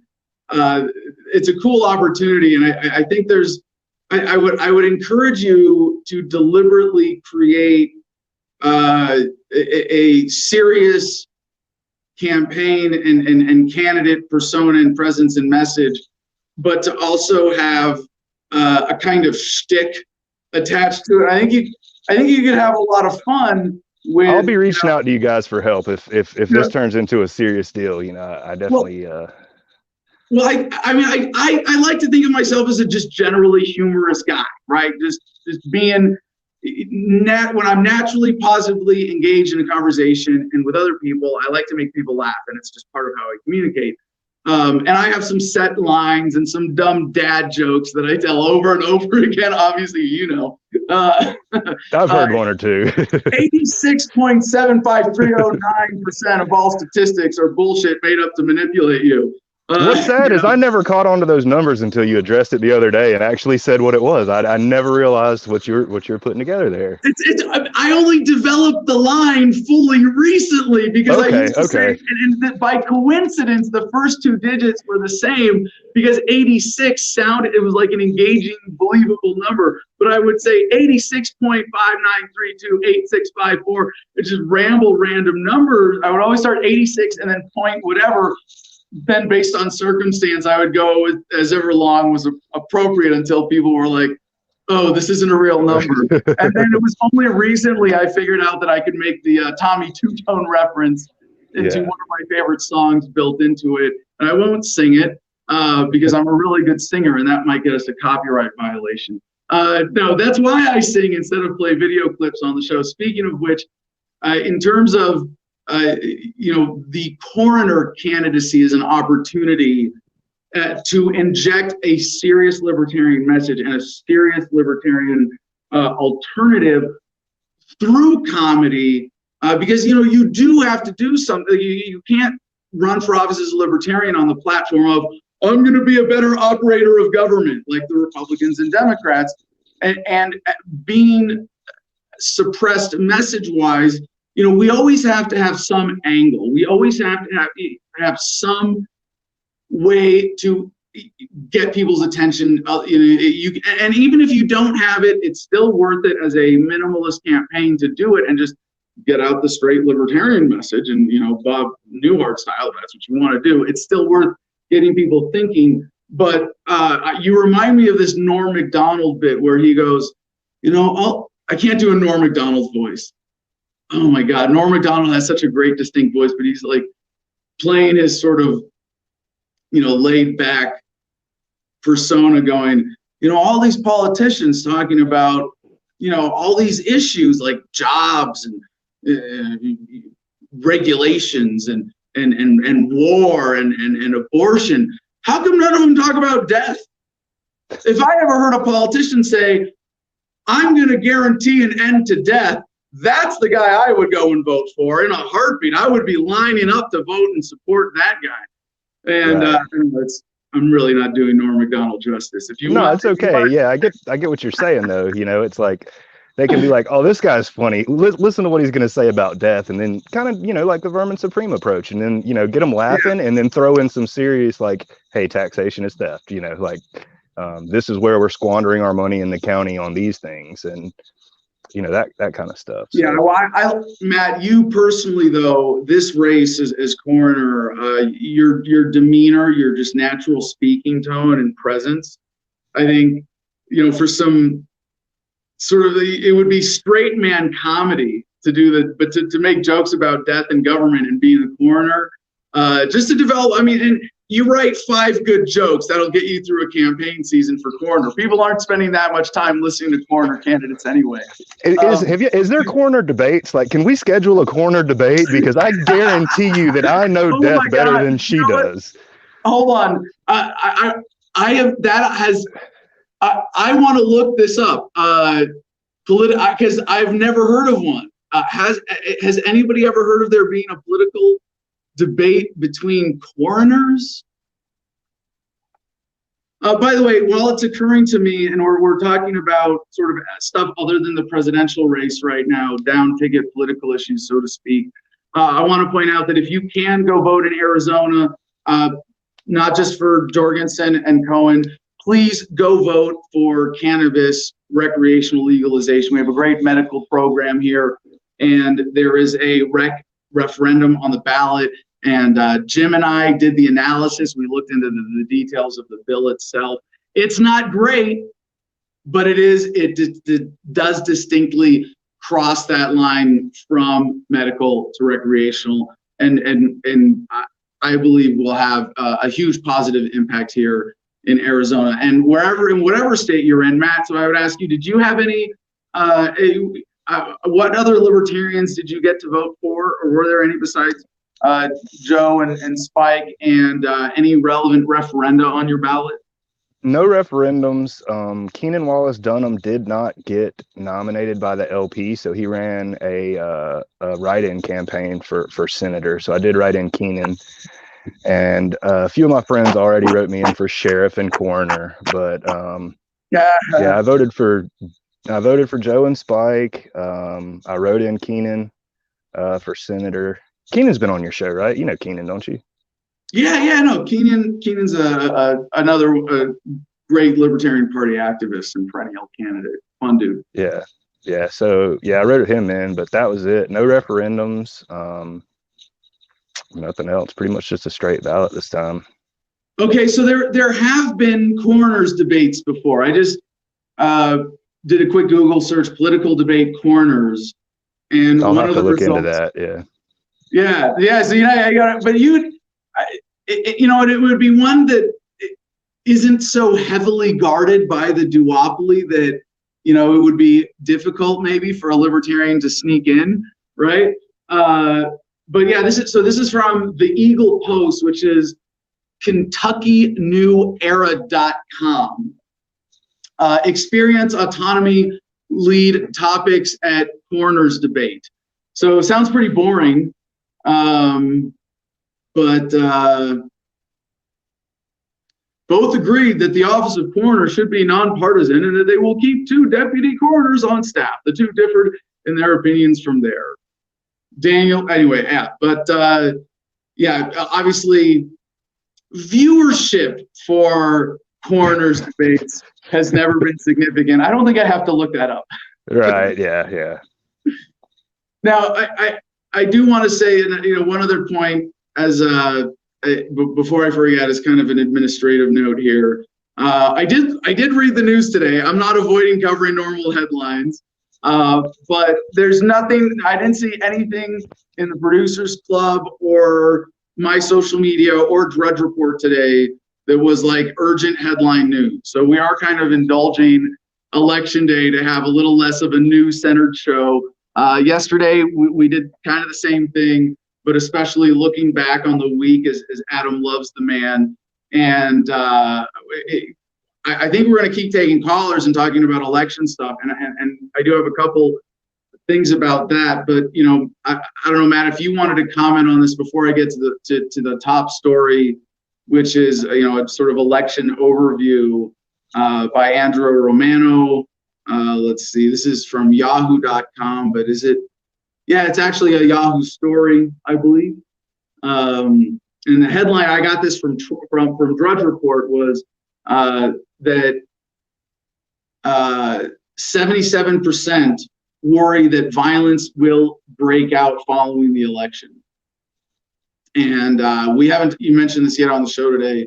And when you say it as vaguely as that, will violence break out after the election? Well, I don't know if you noticed, but we got to this really stupid state in America where political violence on the streets is like a regular fucking occurrence, including now that like death at protests in America by deliberate acts of aggression is now just like a normal accepted thing. How the fuck did we get to that point? That's fucking sick. And a lot of that's driven by the election cycle, whether it's deliberate infiltration by government or by political groups, or putting bricks out, or making meth more available, or whatever it is, even fueling the emotional sensitivities and just general invocation of fear and anger through the rhetoric that we see from the red flavored status party and the blue flavored status party contributed to this. And a lot of that is going to go down. And of course, Corona, no matter what your analysis of it, is an aggravating factor contributing to that. A lot of that is going to dissipate after the election. But will violence break out in the coming days? I think you can say at very least, if you predicted that, you would be correct, because somewhere somebody's going to get punched in the face at least, right? But widespread violence, or even an uptick, significant, out a scale worse than what has become the norm immediately following. I think it's more just fear mongering, like divide and conquer. Like, as long as they can encourage people that it's going to be bad, then that makes it that much more important to go out and vote for your flavor of statism. So, I think it's just a bad tactic, Well, I want to point out one of the things that we are not doing with the show today is trying to, it's worth peeking in, but, and I haven't done this very much, but, trying to call the election. And I've said there's too many, and I still wouldn't be shocked if Trump won. I'd like to say, if I had to bet right now, I bet it's going to be Biden. If I had a bet, but could I count Trump out? The headline on Drudge Report right now, which is new from when I looked before the show started, which was more election cycle based, it was Trump plots media empire. Murdoch, we welcome the challenge. So yeah, Trump loses if it's a clear loss and he can't resist it, legally or some other way. Looks like he's gonna, he wants to keep talking. He wants to keep being a loud mouth of influence, and that doesn't shock me at all. It's going to be really interesting to follow Trump if he loses even here. But let's see, are they calling this? Joe sweeps Dixville Notch, first since Nixon to win all tonight. So there's still, okay, so president points to shake up, win or lose. Final odds, he says 3% chance of victory, 10% chance. And either way, people are going to be on edge until that 3% chance of a Trump victory is stomped out. But let's see, 538 has a forecast. 100 million, according to this, Drudge headline summary, 100 million have already voted. Huge turnout expected. James Carville, who famously said it's the economy, stupid, as Bill Clinton's political advisor said, we're going to know by 10 p.m. tonight. It might just be him being confident. Well, I've already heard that South Carolina is not going to release their results until next Monday. And I don't know if that's true or not. I guess next Tuesday is the deadline where you have to have your results in. And they're just going to delay it as long as they can. So I don't know if that's true or not. But. Well, it's what we've transitioned to is a weird system where the media basically calls the winner. Yeah. Technically, they don't decide it, but they call it.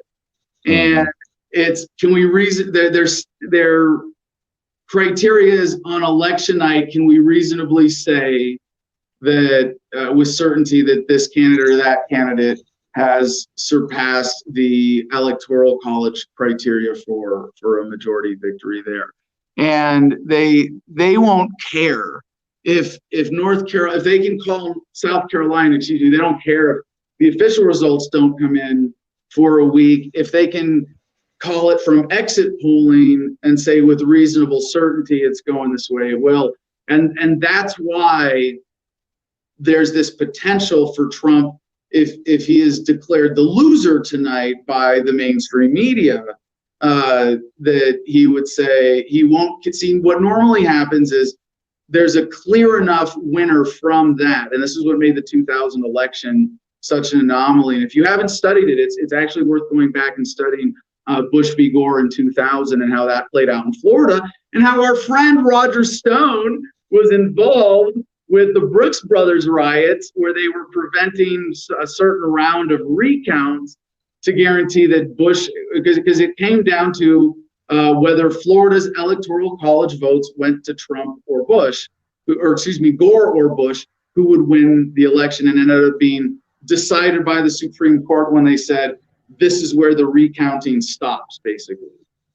So that's what, so normally the way you know that you have a winner on election night is that based on the media calling the race, one of the candidates will concede. And that means it's generally over, except for making it official. Did you understand all of that, Matt? Did that all make sense? Do you think people understand how that works? Yeah, I got it. Yeah. Okay. Do you think most people understand, most Americans kind of get that? Yeah, the media shows their results and everybody just kind of goes with it. And I think most people assume that when the media announces the winner, that they're doing it from official results. Anyway, so yeah, Pennsylvania, this is, by the way, looking at 538.com. They are strongly projecting, not a certain, but an extremely likely Biden victory. But, does this take into account the possibility? And again, there's one scary possibility for Biden from the Trump team, tactically speaking, so I'm looking at the producer's chat because there's a lot going on here now. I can't keep up when I'm on my phone like this. There's like 27 I messages in the private chat that I haven't seen. Well, this is, again, I'm looking forward to the tech development of the show and being able to do this on multiple monitors. Right now it's 2 monitors, but having one dedicated to all of this. But CJ, what is this? CJ has a graphic that says Biden 269, Trump 269, and neither gets to the win of. I think he just created this graphic to be like, this is what a tie would look like. But 2020 is already crazy. You might as well. I think the inclination, though, of the super class, right? And you think, what serves these? I mean, if you always got to ask in trying to predict something like this, what serves the establishment interest the best? And I think a relatively decisive Biden victory and restoring people's faith in the system overall, that it can, self-correct. See, we got a little crazy there for a while. We went with a reality TV star, but then we got an established statesman to come back, and everything was relatively copacetic for the next 4 years or whatever. And this is, I think, gives people that false confidence in the system that they're most interested in. But the scary possibility that I can't discount at this point as a means to a Trump victory, and this could be happening, in order for this to be true, it would have to be happening like right now, and have been happening for the last 24 hours, as like a covert last minute blitz of email spam and robocalls and or direct call bank and outreach or troll farming, whatever, to target Biden voters in swing states by lying to them and saying, it's not a swing state, Biden's got this one totally locked up, you need to cast your vote for Kanye as a protest vote because Biden is a whatever, and there could be, that's just one, if my dumbass, who, like, I don't sit around all day thinking, how could Trump win this thing? Like that. Yeah, right. I have better things to do with my brain time than that. But if that appears to me as just one obvious possibility, besides the regular sort of statistical analysis that we get from a website like 538, I don't think we can count it out. And that's the mistake that everybody made in 2016. When everybody was sure it was going to be Hillary right until the very last second, and Trump's swing state game was better than hers. Yeah, I'm not going to stay up late watching results come in live. I don't care. I've got better stuff to not do than that. So, Yeah. I've already said I plan on sending you guys a picture of the sunrise tomorrow, just to let you know it's still there. Since I'm on the East Coast, just to, in case you're having trouble sleeping, I can let you know that the sun will rise tomorrow and life will go on. Yeah, at least for most of us. Yeah. Well, I think, you know, one of the things, and I suppose if we were maybe a little better organized, you know, we had with editorial development production, we'd have a list. And if anybody, by the way, if anybody wants to share this, tell us about your voting experience. It looks like we got another 30 minutes until Spike Cohen joins us, and then we're not going to go more than 30 with him to make it a 3-hour show today. But like I said, in Arizona, I forgot to mention. So, like in Arizona, cannabis is on the ballot. Cannabis, recreational, barely, but yes, legitimately recreational. Oregon, and I, you know, this is one of the stories I have pulled up here. This is, and this one I did want to cover today as part of our election coverage. Oregon has a referendum on the ballot. This headline is from Nebraska.tv, because I think Mercedes sent this to us in the Producers Club. Kind of funny, we're getting the story from Nebraska. Seems to be a pattern there. I'm not sure. Well, she's just good like that. You know? She's an important part of our editorial process. Absolutely. But anyway, the headline is, Oregon could become first U.S. state to decriminalize hard drugs. And the sun will rise in Oregon tomorrow, even if this passes also. But yeah, possession of small, so just to sum up the story here, the first paragraph, in what would be a first in the United States, possession of small amounts of heroin, cocaine, LSD, and other hard drugs could be decriminalized in Oregon under a ballot measure that voters are deciding on in Tuesday's election. Now, there's a lot in the analysis from a libertarian perspective of, you know, as opposed to, like, this is, again, just decriminalization. I believe that means it would still be illegal to sell, to have in public.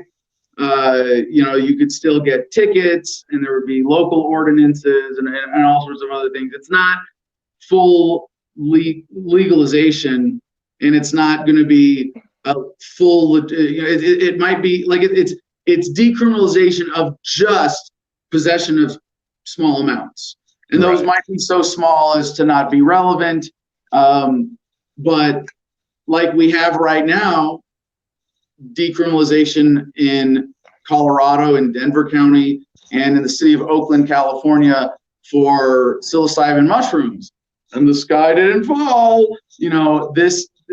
We are at this point, you know, that I described in the book, freedom as the asymptote, and, you know, the acceleration. As people become more aware, government is going to have to give up more chunks of its racket in order to keep the overall racket going and to protect the banking racket at its core. You know, just to stay alive, they're going to have to maintain their credibility. They're going to have to stop trying to tell kids that cannabis is going to make you insane, and that, you know, you're going to get hairy palms from masturbating. I don't know why I put those things together, but similarly absurd ideas, right? Right. Yeah, I'm looking forward to South Carolina making a referendum for that, but I don't know. It's been a long time since I've had any run-ins with the law. Last time I did, I got a possession ticket. They didn't take me to jail, and then I got lucky and the trooper didn't show up, so it got dropped. So that was cool. But at the time, at the time, I was the only person that I had ever heard of that actually got caught and didn't go to jail for it.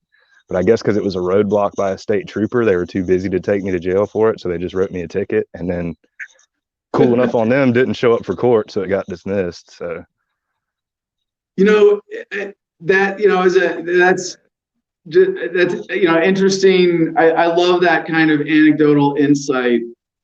Yeah, that's probably been 10 years ago, actually. It's been a while.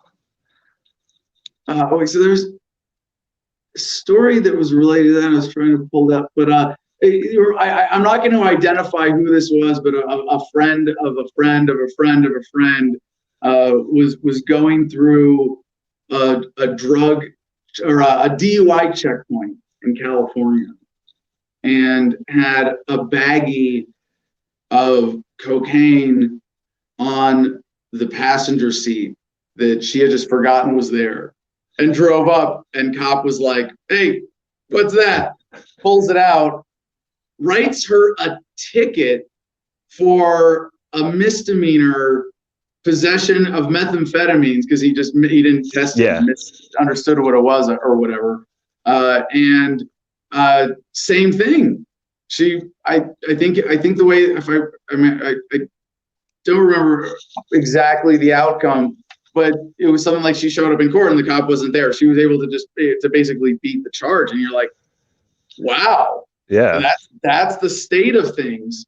And you go, well, how are they keeping the drug war arrests up? And it must be that overall people are getting it's getting out there. It's part of this incredible acceleration. Anyway, Matt, I won't make you sit on the screen and let people watch your facial responses to my rambling any longer. Any final thoughts? We want to play another Jorgensen video and get to some more of our callers. I know there are people waiting right now. We're going to get the link out in there, but Matt, it's always fun to talk to you, and especially look forward to interviewing you when you're ready to announce your candidacy for the next election cycle.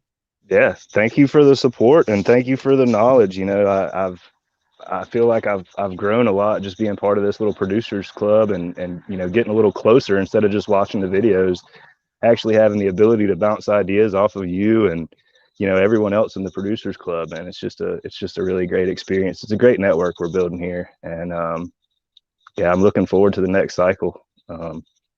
Freedom 2024. Yeah, beautiful.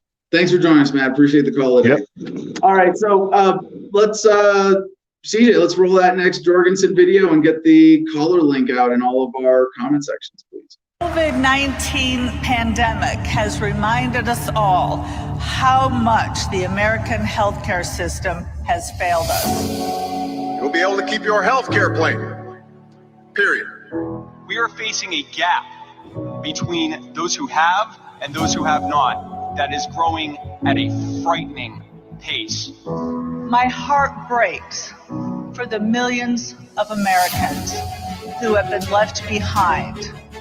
The government has made sure the days where someone could affordably access healthcare are long gone. At the FDA, only those companies with enough money and resources get approval, and once those companies do, they weaponize patents to keep out competitors.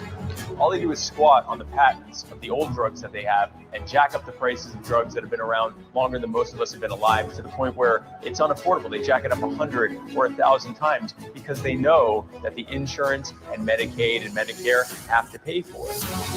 When we get the government out of healthcare and allow the costs to go down and the access to true affordable care to go up, it will be because of you. We haven't had anything even close to a free and competition-based system in nearly a century. If you get government out of healthcare, costs will go back down to the equilibrium. And we won't end up in a situation where the same government that decides whether we're essential or not decides whether or not we get healthcare. Medicare is under threat like never before. You know that.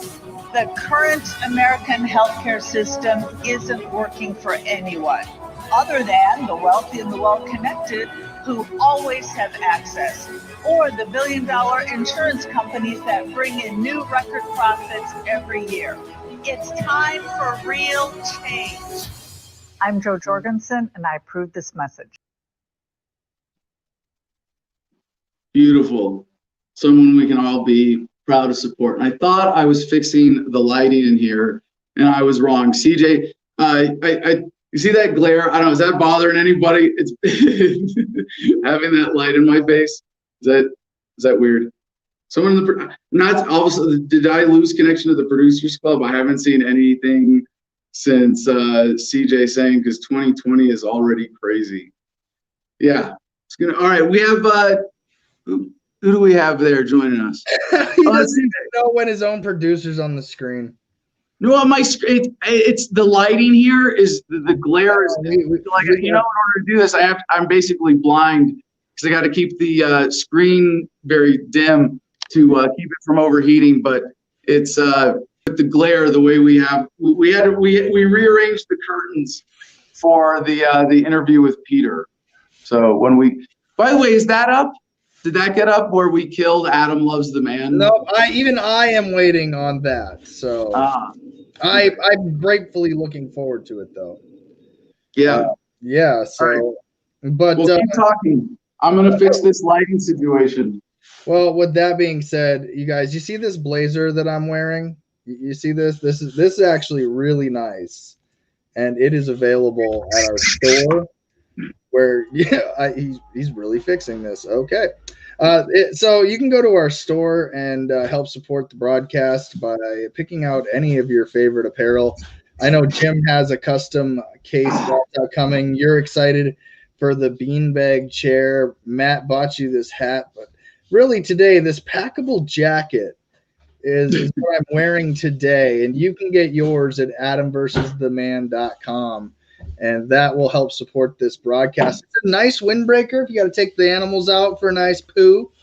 If you're on the ground reporting as part of Team Freedom, or if you just want to help support, it's really nice embroidered patch here. I mean, it's legit. So please get yours today. There is a producer's promo code if you're a part of the Producers Club, which you can join again for just the low price of $10 a month. If you don't win one of our regular contests that we do. I mean, there's a contest today, isn't there not? To join we kind of let that go.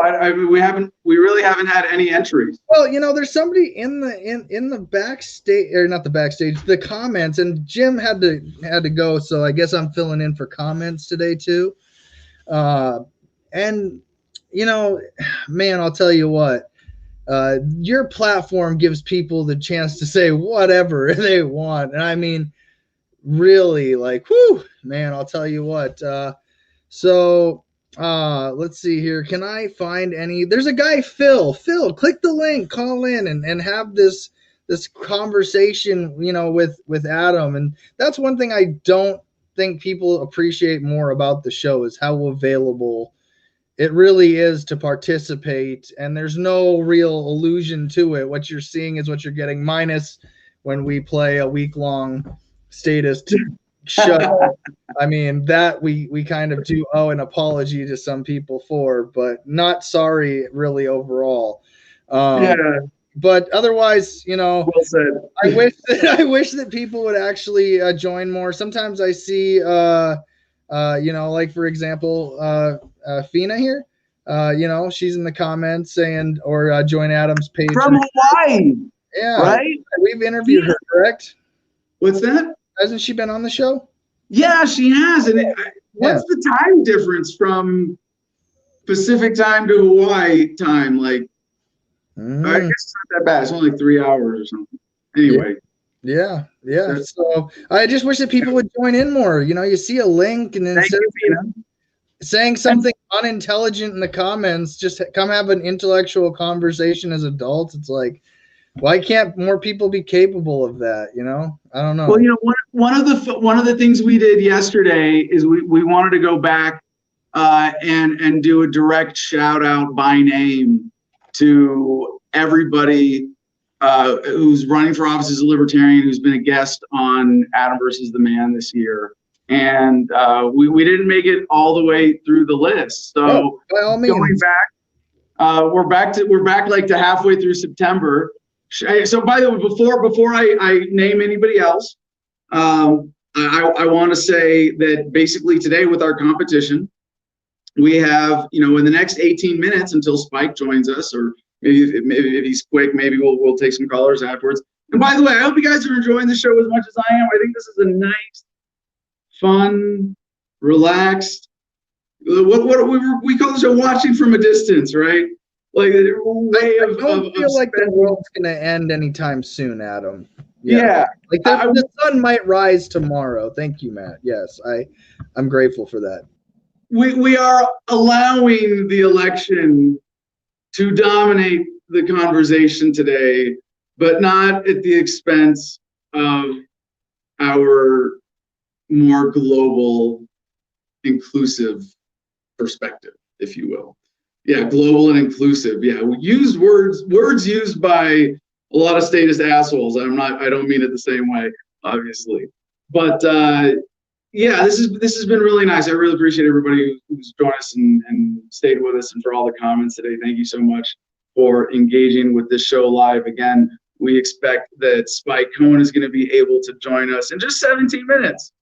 Again, to spend a little bit of Election Day 2020 with my friend Spike.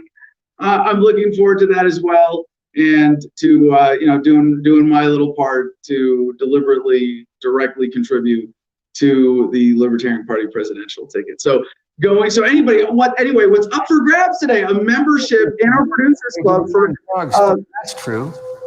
What was that? CJ, you got another ad. He's got another ad he wants to play. But we have up for grabs a membership in the producers club for the best caller. Because you know what I mean. Right now it's Matt, but he's already a member. With either the best reason for voting Libertarian in general, or your favorite, plug for your favorite Libertarian Party candidate this election cycle. So finishing up our list, I don't know if we'll get through the whole thing today because this is going way back, but going back to mid-September, Joe Hartman joined us on Adam versus the Man. He's running for Michigan's 8th district and was referred by James Weeks. And by the way, in that video that we showed yesterday, it was a Jorgensen ad, there was a little clip of James Weeks naked on stage, of course, wearing a bikini bottom or a thong. He was appropriately fig-leafed, if you will, but that they included a clip of that in a positive light. I thought that was really cool, and it was an honor to be included in that video. Even I couldn't watch it because I don't get to watch the video live on the show, so I watched it after we played it on the air. So then, let's see, going back, we had Ned Kelly, Libertarian Party of Kansas chair. I guess he's not technically a candidate, or is he this cycle? I don't recall. No, I think he was just coming on as chair, and it is a thankless job, so it was very cool that he joined us for that. Let's see, going back, man, we had a lot of really amazing candidates that were not Libertarian candidates this cycle as well. Dustin Hobbs running for District 3, House of Representatives in Nebraska, also a co-host of Roads to Liberty. He's an open carrier, and in Nebraska, that's just pistol on the hip is a pretty cool accessory for a Libertarian candidate to be wearing. And we had a lot of fun with him on the show. So without further ado, while we are waiting for our next caller, again, up for grabs, membership in the Producers Club. Basically, anybody who calls in and tells us enthusiastically why they're voting for voting Libertarian this year, or who their favorite Libertarian on the ballot is, wins membership in the Producers Club. So go ahead, CJ, next video for Dr. Joe, Mama Joe, roll tape. The president says he wants to wage a war on drugs, but if that's true, what we need is another D-Day, not another Vietnam. Before you got in this program, did you take a test where you're taking cocaine or not? What do you think, huh? Half of the total prison population of the world are allegedly in jail for non-violent drug-related purposes. Nicotine, alcohol, good drugs. Coincidentally, tax drugs. Now, where's my commercial? They did everything they could to keep Tulsi Gabbard off that debate stage because they didn't want to hear what she had to say. Senator Harris put over 1,500 people in jail for marijuana violations and then laughed about it when she was asked if she ever smoked marijuana. I am not in favor of legalization. We need more prisons. Your government will continue to act aggressively. Biden has made it a death penalty offense for everything but jaywalking. America's public enemy number one is drug abuse. After all, there's a lot of money in this. We don't get tough on the drug dealers. we're wasting our time. And that toughness includes the death penalty. It's okay to drink your drug. We meant those other drugs, those untaxed drugs. I will federally decriminalize all drugs, letting consensual adult activities become safer and destigmatized, allowing the true victims to be recognized so they can be given the help they need. This is your life. You can make your own decisions better than somebody out in Washington. When we end the war on drugs and free its victims from their cages, it will be because of you. Salvage lives, not throw them away. We would not see all of the people who are locked up for simple possession, for simple use. If there is no victim, there is no crime. I'm Jo Jorgensen, and I approve this message. Beautiful, beautiful. All right, thank you for sharing that, CJ. Do we have a caller? I know Mercedes is available to join, right? But nobody else. The link is in the description or in the comments anywhere you might be watching this live. If you're not going to call in and you're paying attention, please share this. At least help us beat the censors that way and get this message out that is such a threat to the current authorities. Not seeing anything in the Producers Club, so yes, caller. All right, we got a caller, Mercedes. All right, let's get Mercedes on screen. Hello, I'm here. Happy Election Day, Mercedes. Hello. It's a day. It's definitely a day, Adam. I've been in a really good mood today. I got up and I went and voted. And then I picked up and I got coffee, and then I had my last coffee and a conversation with CJ. I just go right into my day. So, quick question. Yeah. How do you decide whether or not to vote in person?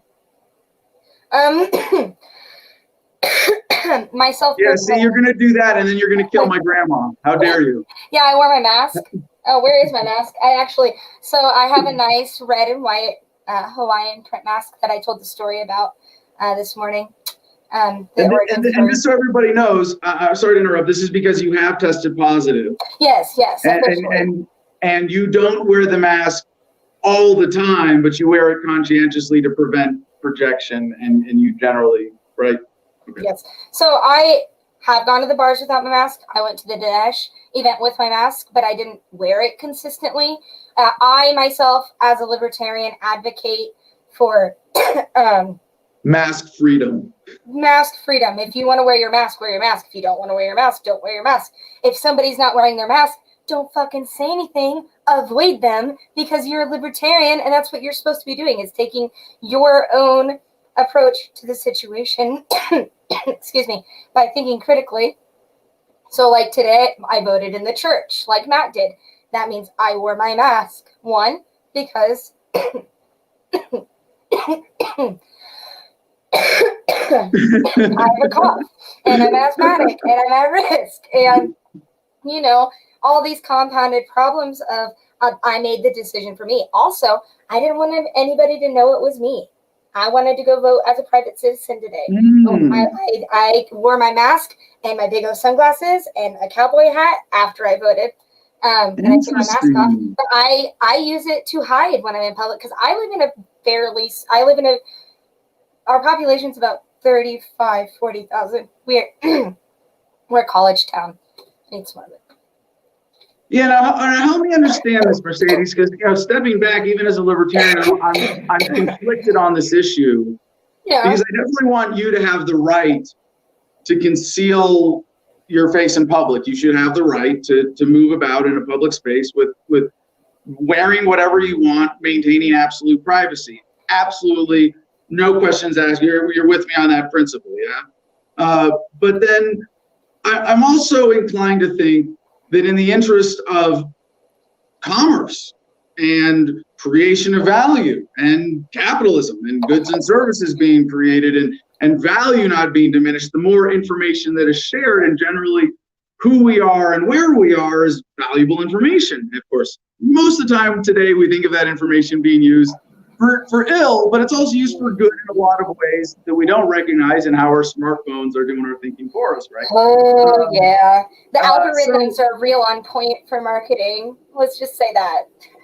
So with COVID, I'm kind of conflicted, right? Is more, I'm glad that, you generally always had the right. There are some places where mask laws, I've seen enforced, where like if it's not Halloween and you're out in public wearing a mask because they assume you're a criminal, they can arrest you for wearing a mask in public. I mean, insane, right? But generally speaking, in the United States, you could walk around all day with a ski mask on, and you might get approached, but you probably wouldn't. You might get bothered by law enforcement, but you probably wouldn't get arrested, right?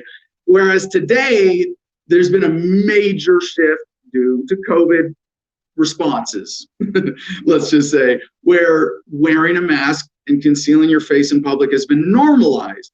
I don't know if that's a good thing or not.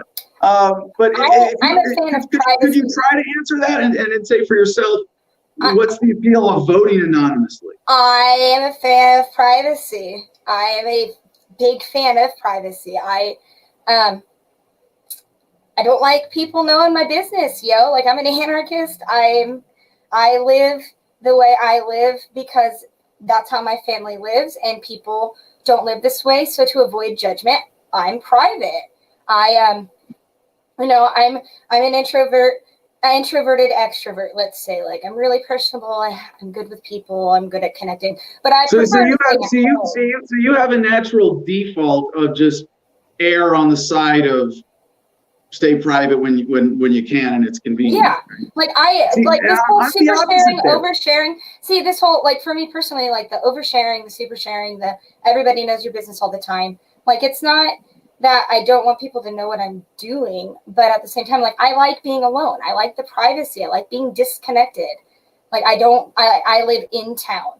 I am a server by nature. When I have a full-time job, I'm serving. I'm always connected to people. So when I go home, I want to be private. If I'm out and about in public, I don't want to talk to people because that's what I do for a living. It's like the celebrities, when they go out and they get paparazzi, they don't want to be fucking paparazzi. Leave them the fuck alone. Like, I get that. Like, I like being out in public, but like, and my mask gives me that privacy. And it's a security blanket for the society around me. And then it keeps people complacent and calm. And then we don't have violent revolutions. We have silent revolutions. Well, so here's a general disadvantage of that helped me adopt my policy of openness, which is like my approach to digital communication and encryption. You know, that if you're not doing end-to-end offline encryption and decryption over an air gap on both sides, because every device that can connect to the internet can be accessed through a backdoor by some government agency somehow. And I'm aware of that, and that's why I live off. Right. Well, hold on, no, but that's the argument for me to go the other way with it. Oh, I already did that. Got that. Hold on. Let me just explain this a little bit of logic first, because it's that basically, just to finish that point, it's you can never be absolute, unless you're doing end-to-end offline air gap, you can never be absolutely certain that any digital communication is secure. Yep. And if in the overall equation of who knows what about you, yep, government knows who you are and where you are, but nobody else does. Everybody, you can be disappeared. Oh, you can be manipulated in other ways. So I want to change that ratio, and I think I get a certain safety from my visibility, even just as an activist. That if I went dark, I wouldn't enjoy anymore. Sorry. That's what I mean, though, is that, like, for a very long time, any activism I did was silent because I knew the risk of being loud, like we do. Like, if you're going to make change, like, that's why people are rewind. People are afraid to be active because of the visibility and the threat to their safety. Because when you make change, you make waves. I, being a student leader growing up my whole life and being prepared for doing what I'm doing, whatever way I was going to be doing it, I knew that. So being as just a private citizen and understanding privacy and what it means being a student leader, how do I explain this? I went forth and I did just in-person activism quietly. Like I help people and just not talk about it. I would be in conservation groups and just be in meetings and just be very, just I'm doing work. I don't need to be bothered. I'm helping you. Just leave me alone, basically. Like I like helping, but I'm busy too. Like I have a very full schedule because I like to say a well-rounded American. Like I try to keep a very balanced life. I eat good, I work out, I'm musical. I try to keep a balanced life because my mental health depends on that. And because of that, that means that I'm not around other people. But I am, because now I am a candidate. So being as I'm a candidate, now I'm super visible. I'm super connected all of the time, which is why I value my privacy so much now, because I do have a daughter. She's 2. Well, having a daughter or other family changes everything. whose privacy depends on yours, that's a whole other equation. See, and so add in a family to that, now I have to care and take her security into account, because right now in our political world, as we saw earlier, we have some people that are regressing back to using terms in which are not suitable to society, in my opinion. So today you got to participate in the voting ritual, and I assume you voted for yourself. I did. And anything of note there? Any other great libertarians to vote for in Nebraska? I voted. Yes, I voted for Joe and Spike. That was fun. I did write in Vermin Supreme from one of the unopposed offices. Nice. On a local level. I didn't get a photo though, which makes me sad. Of that one. But then Dustin Hobbs was on my ballot. I voted for him. And then, let me grab my phone quick, because, I was going to forget anyway. Donde está tu photo? Oh, there it is. Yeah, so Dustin, myself, Joe Jorgensen, and Jeremy. I forget his name is Jeremy. And then who else did I vote for? Gene Sidek for Senate was all of the libertarian candidates on the ballot. And then there was one unopposed for, I think, NRA, and his name's Eric. And so I voted for him because he's my friend. Also, we got to vote to end slavery in Nebraska today, just so you know. What? Yeah, so in our Constitution, indentured servitude is still a thing. So slavery is legal in Nebraska because of indentured servitude. Is a form of slavery. So, yeah, I voted to end slavery in Nebraska today in 2020. So, correct me if I'm wrong, filling in the historical gaps here. The use of the term indentured servitude was basically Nebraska's legal loophole to allow slavery, and it was phased out, and they never changed the language in the Constitution. And you're finally getting around to that. We never ratified the Constitution ever until now. And I voted on it today. Wow. So, that's a whole other topic for a whole other day, because we have some shit here, yo. Oh, yeah. I can't talk about it. We'll get censored. I'm pretty sure we crossed that line, but okay, whatever line you want to draw for yourself here. Oh yeah. I'm not censoring you. That's for sure. I'm censoring myself. I have a filter now. That's a family law episode if we want to get into those problems. So I won't rob Chris Cole of that opportunity. I like it.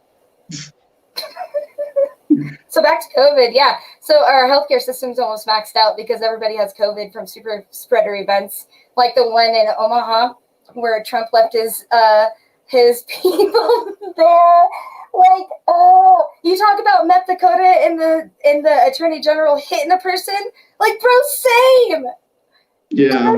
The Heartland, we're not okay. And we've had to be adults for like the last 40 days exactly today because I'm ungrounded today.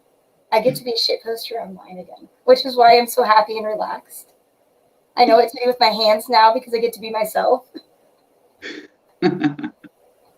Oh, that makes me sad. Message in the producer's chat.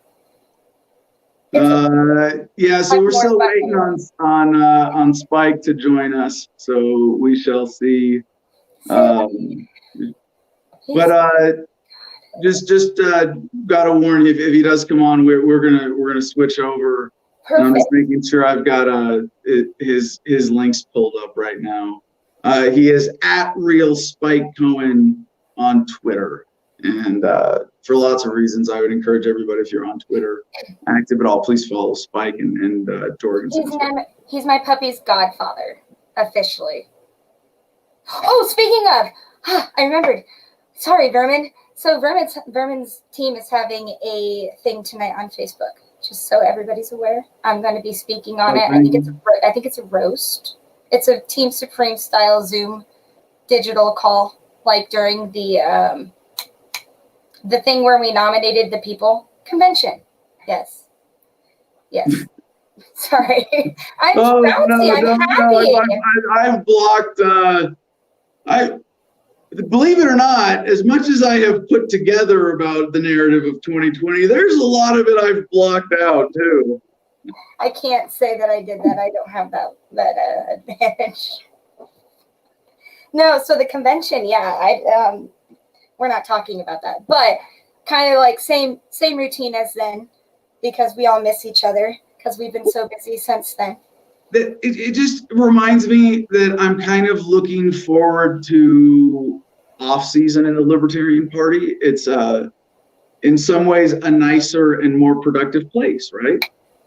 You know, does that make sense? Right? Like when we get past I think we have no idea to what extent.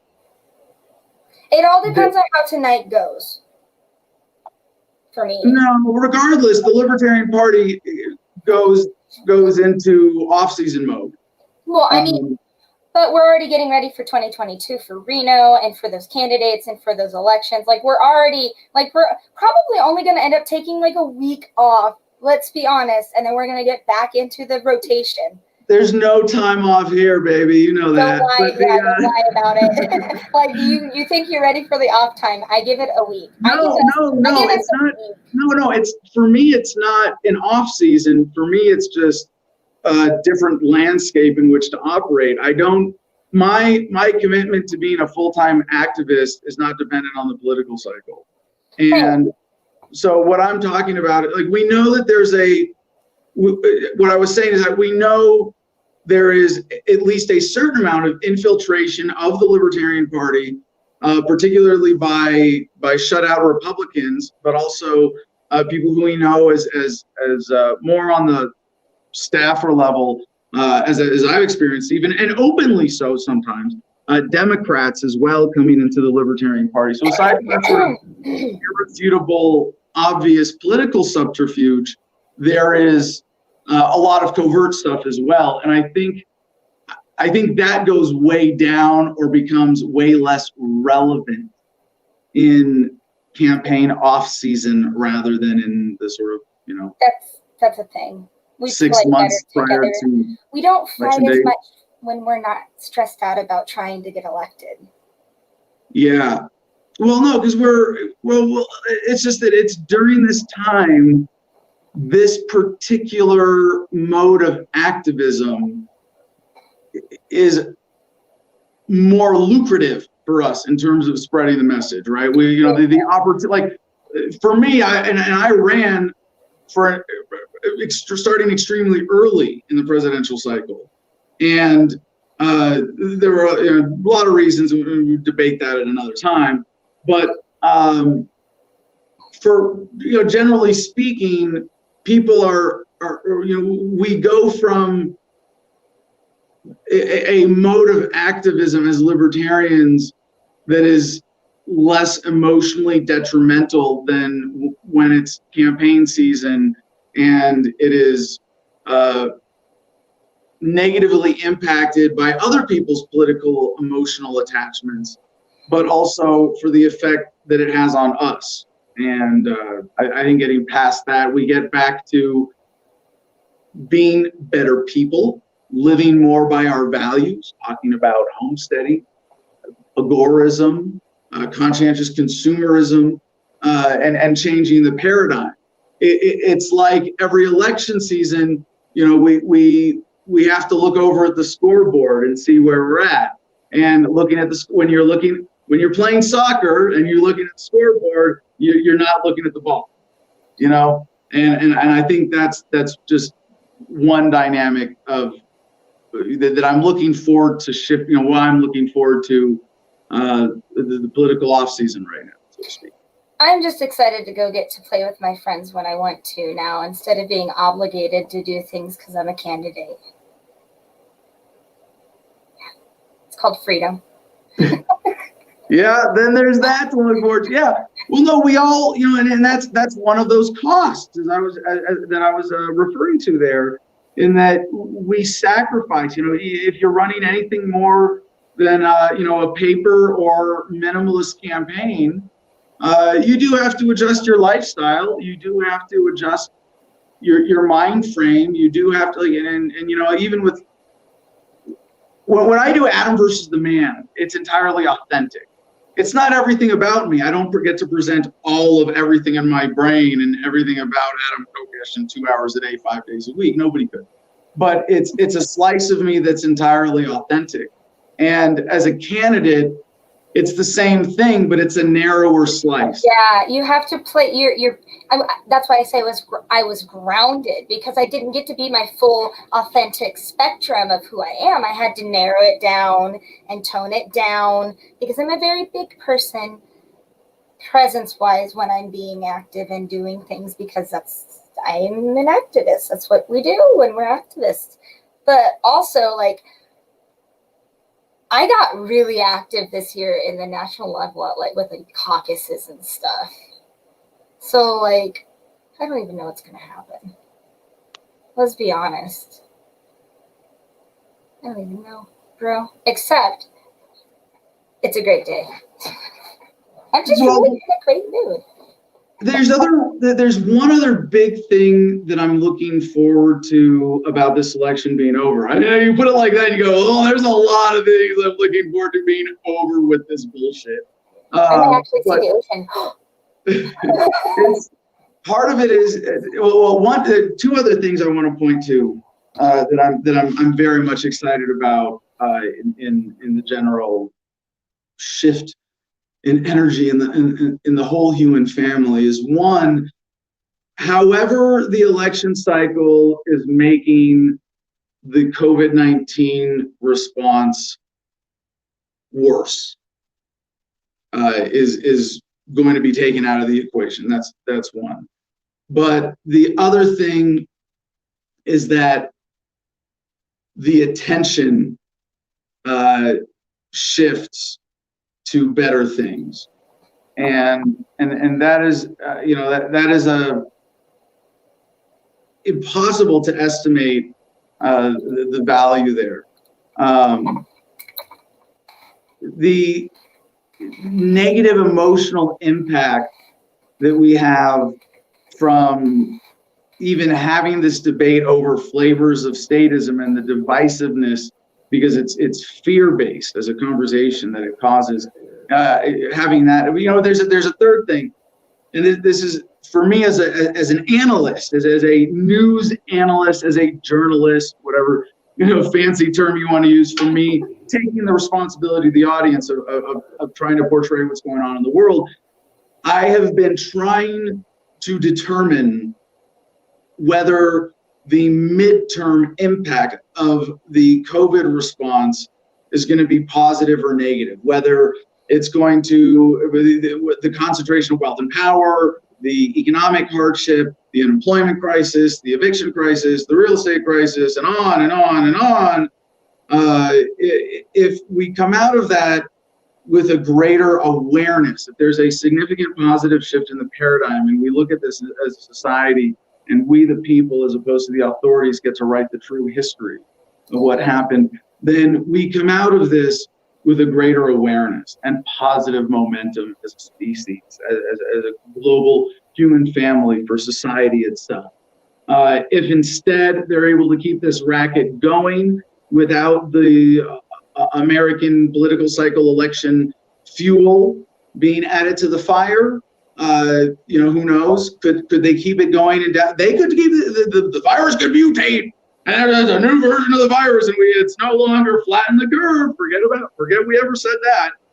But whatever it is, and I'm confident that in the long run we're going to innovate our way out of this, even if it's like we all got to wear bubble suits the whole time we're in public. If that's how we got to do it, and air seal our houses or something like that, one way or another, we'll figure out a way to say, no, government, you can't do this. We figured out, no, your policies are irrelevant, but there might be a lot of pain and bullshit and suffering on the way towards that. And so seeing what happens today, I hate to admit it, I'm going to be watching the mainstream media tonight, or at least refreshing Drudge Report, but it is really going to help determine whether we come out of this nasty episode with positive or negative momentum.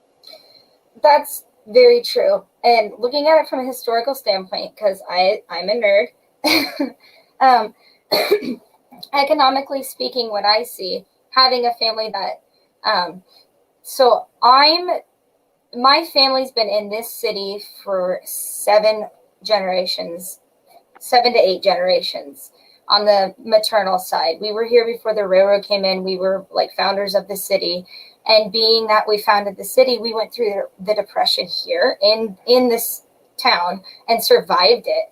And what I'm seeing and what I've learned through my family history and what having that generational history does is already before now, because right now we're at the boiling point of the pot that's been thrown together for this election cycle and what's going on.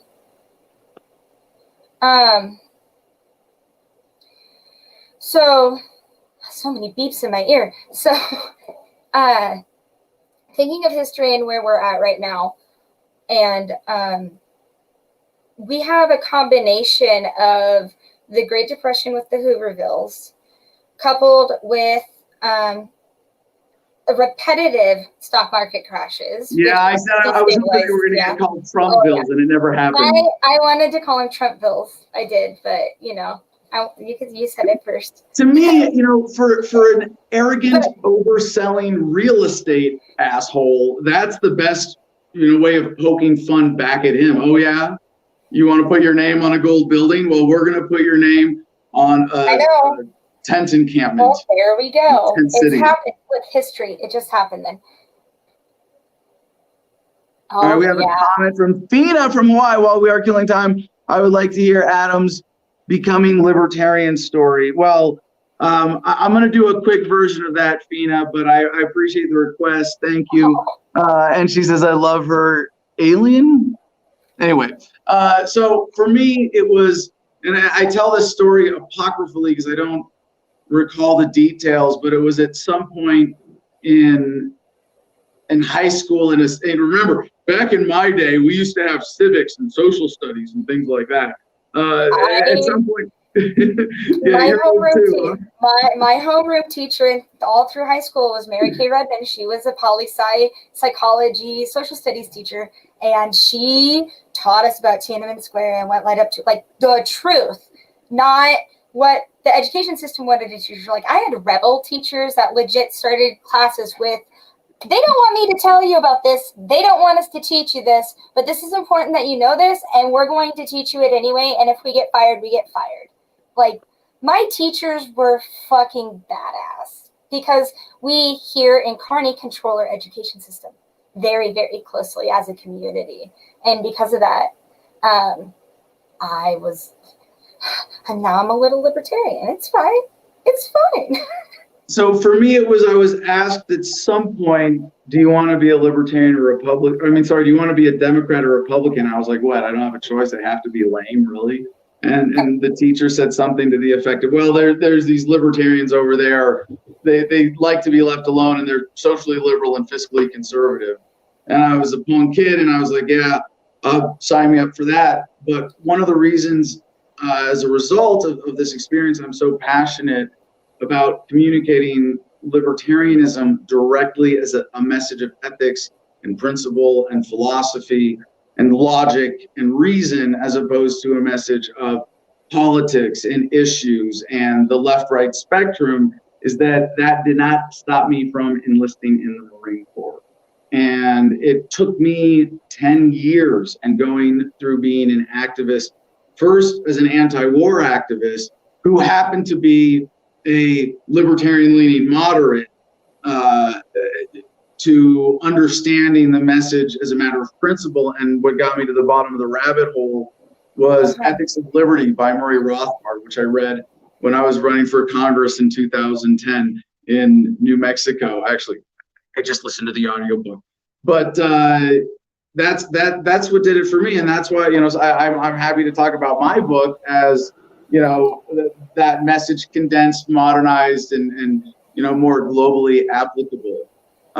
But anyway, obviously we're waiting for Spike and we haven't heard anything. So I think, Mercedes, if you want to give us any closing thoughts, I'm going to bring CJ on to wrap things up. I guess closing thoughts are just be nice to each other. Like here in town. Oh yeah, and my website with the countdown timer. Yes. It's happening right now. See? Timed out finally. That's fun. But yeah, basically like here in Kearney, we have like a Be Kind campaign. It's hashtag Be Kind. Our suicide rate here is astronomical, and teens and Gen X and, all over, because mental health. And so it's really important that we are mindful today that we are trying to accomplish the same goal. We are all Americans, and we all just want to be set free. And in order to do that, we have to cooperate and come together and be peaceful and love each other and just, make the good life for all, y'all. Well said. And an important thing to keep in mind during any significant transition. Thanks for doing Yes, you gotta do the thing with the positivity, because it's for our kids. Our kids are watching, and I would like to end the cycle of trauma, please. Thank you. As a mom approved. I approve this message. Awesome. Okay, Thank bye. you, Mercedes.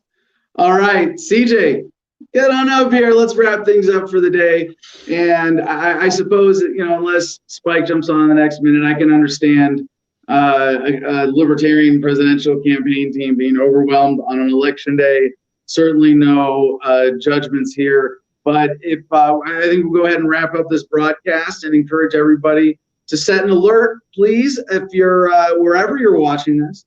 And we will be joining you again at 9 a.m. Pacific time tomorrow morning. If you don't get an alert, now you know how shadow banning works. But on a lot of social media websites, if you actually deliberately say, I want an alert for when Adam versus the Man goes live, you will get that. And if Spike is able to join us, we'll do a special broadcast with him later today. How's that sound, CJ? Yeah, no, I can be made available if Spike's available at any time today, obviously, for, if we want to get a pre-recorded interview and air it tomorrow or whatever. I think we would just do a special live show and go. Oh, you want to? Yeah, if we hear from Spike, we'll just hit the live button again for sure. So it's out. Yeah. I mean, I don't see why not. Just want to remind everybody before you go again, this jacket. Well, Papa Bear, fuck it, we'll do it live. Oh, geez. Well, again, look at this awesome jacket. If you want to close out the show, we got to make sure everybody knows to get this awesome jacket at AdamVersusTheMan.com. It's great windbreaker. You got to take out the dogs right before the apocalypse, or in case you feel like civil war may be upon us. This is a great piece of clothing to wear. This will be my apocalypse garb, I guess, for the coming days.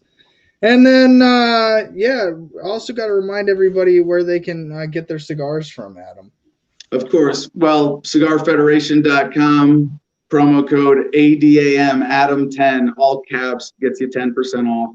They also have a very cool CBD infused cigar, which is my favorite, the JSK Nugs.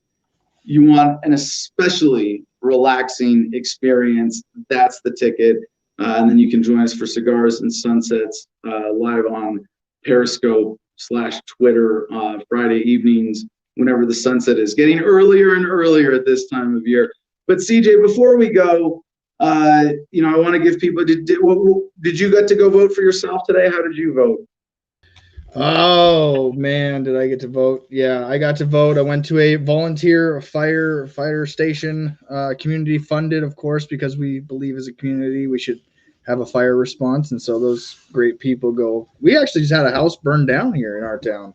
Yeah, that sounds like that's actually the legitimately best option for a neutral location today if you were going for that, right? Yeah, I mean, I didn't feel like it was the worst spot in the world. It's definitely not a church or a school. You're saying a house burned down in the town I live in? Yeah. So that was last week or so. But yeah, anyways, yeah, I got to vote for Dr. Joe Jorgensen and Spike Cohen. I got to vote for Randy Llewellyn and Mr. Devin Saxon, and then of course myself. It was weird seeing my name on a ballot for the first time. It takes the mystique out of it, though, right? Well, it's the way I said it was as well. I can choose slavery or I can choose freedom. Like, I mean, this is the only two choices that there are on the ballot. I did run a paper campaign based on the fact that there was no Democrat running in my district. I know what the voting totals are for the previous year's elections in my district, and I just wanted to provide people a choice to vote. I mean, they don't have to vote for me. Obviously, they can continue to prop up their duopoly candidate. Hold on, CJ. This is why I created a distinct term from paper campaign to say minimalist campaign. But you still ran more of a campaign than that. You went to events. You were organized online. You did some active promotion, right? I mean, I did do a few things. I mean, I'm going to the election night party tonight where I can watch with Devin and Greg and everybody else that's going to decide to actually show up tonight. Speaking of which, is there a national libertarian kind of online watch party, LP.org? I would remind everybody again. Check the channel, subscribe if it's not being zucked by Facebook and YouTube and all that. I don't know. Be actively engaged to your libertarian channels, y'all. That's all I got to say. Yeah. If you're hanging out, if you have some time this evening, check out LP.org at any time. And they do have a pretty well organized, active YouTube channel for the LP. To what extent it's shadow banned, I don't know. But they do live events, and I was honored to be featured on several debates on the official Libertarian Party YouTube channel. So be checking that out tonight. No, you don't know libertarian from nothing. I mean, the comment section today. I almost think that Phil is going to have to come on and explain it. I mean, man, Phil, man, that's all I got to say. I'm just glad maybe we'll take him as a caller. We'll do calls again on Friday, but really, I got to tell everybody this week, Wednesday, Thursday, going to be real heavy flow days in terms of news. We got to get caught up. But CJ, before I do the last promos and sign off, any other thoughts on looking back on this election cycle or this entire version of Adam versus the Man being recreated and rebuilt under the umbrella of this election cycle period? Well, it's been quite a challenge. I mean, we've tried to give an alternative broadcast to listen to than your now regularly scheduled statist programming. And we've tried to regularly scheduled deep programming. Yes, and we've proven our points. We've backed up our arguments and our conversations. We've tried to stay as true to libertarian principles and be as open about this broadcast as possible, and given everybody the opportunity throughout my time as producer to join if they wanted to be active and engaged. I mean, I think that's the part that some people are missing, is that they don't want to be active or engaged. So instead of just being whining about it through the computer screen, like, here's the problems of government, seeing your name on the ballot, in my opinion, is saying, hey, I'm not just talking about it. You can choose to vote for me, or you can continue to choose to vote for what you're bitching about. And once you know that to be true, you don't need to complain about politics to me, because I've already done what I can do to the best of my ability to provide a choice. And, you know, that's, I think, the crux of libertarianism is I think we believe that it should be an individual's choice to what they do with their life. And so, again, providing choice was the big thing for me for election. I think you've provided people a choice in broadcasting. Choose to stay tuned to that, or you can come listen to us, be involved. We have at least 40 people in our Patreon crowd that I know that are supporting us every month because they believe in what we're doing.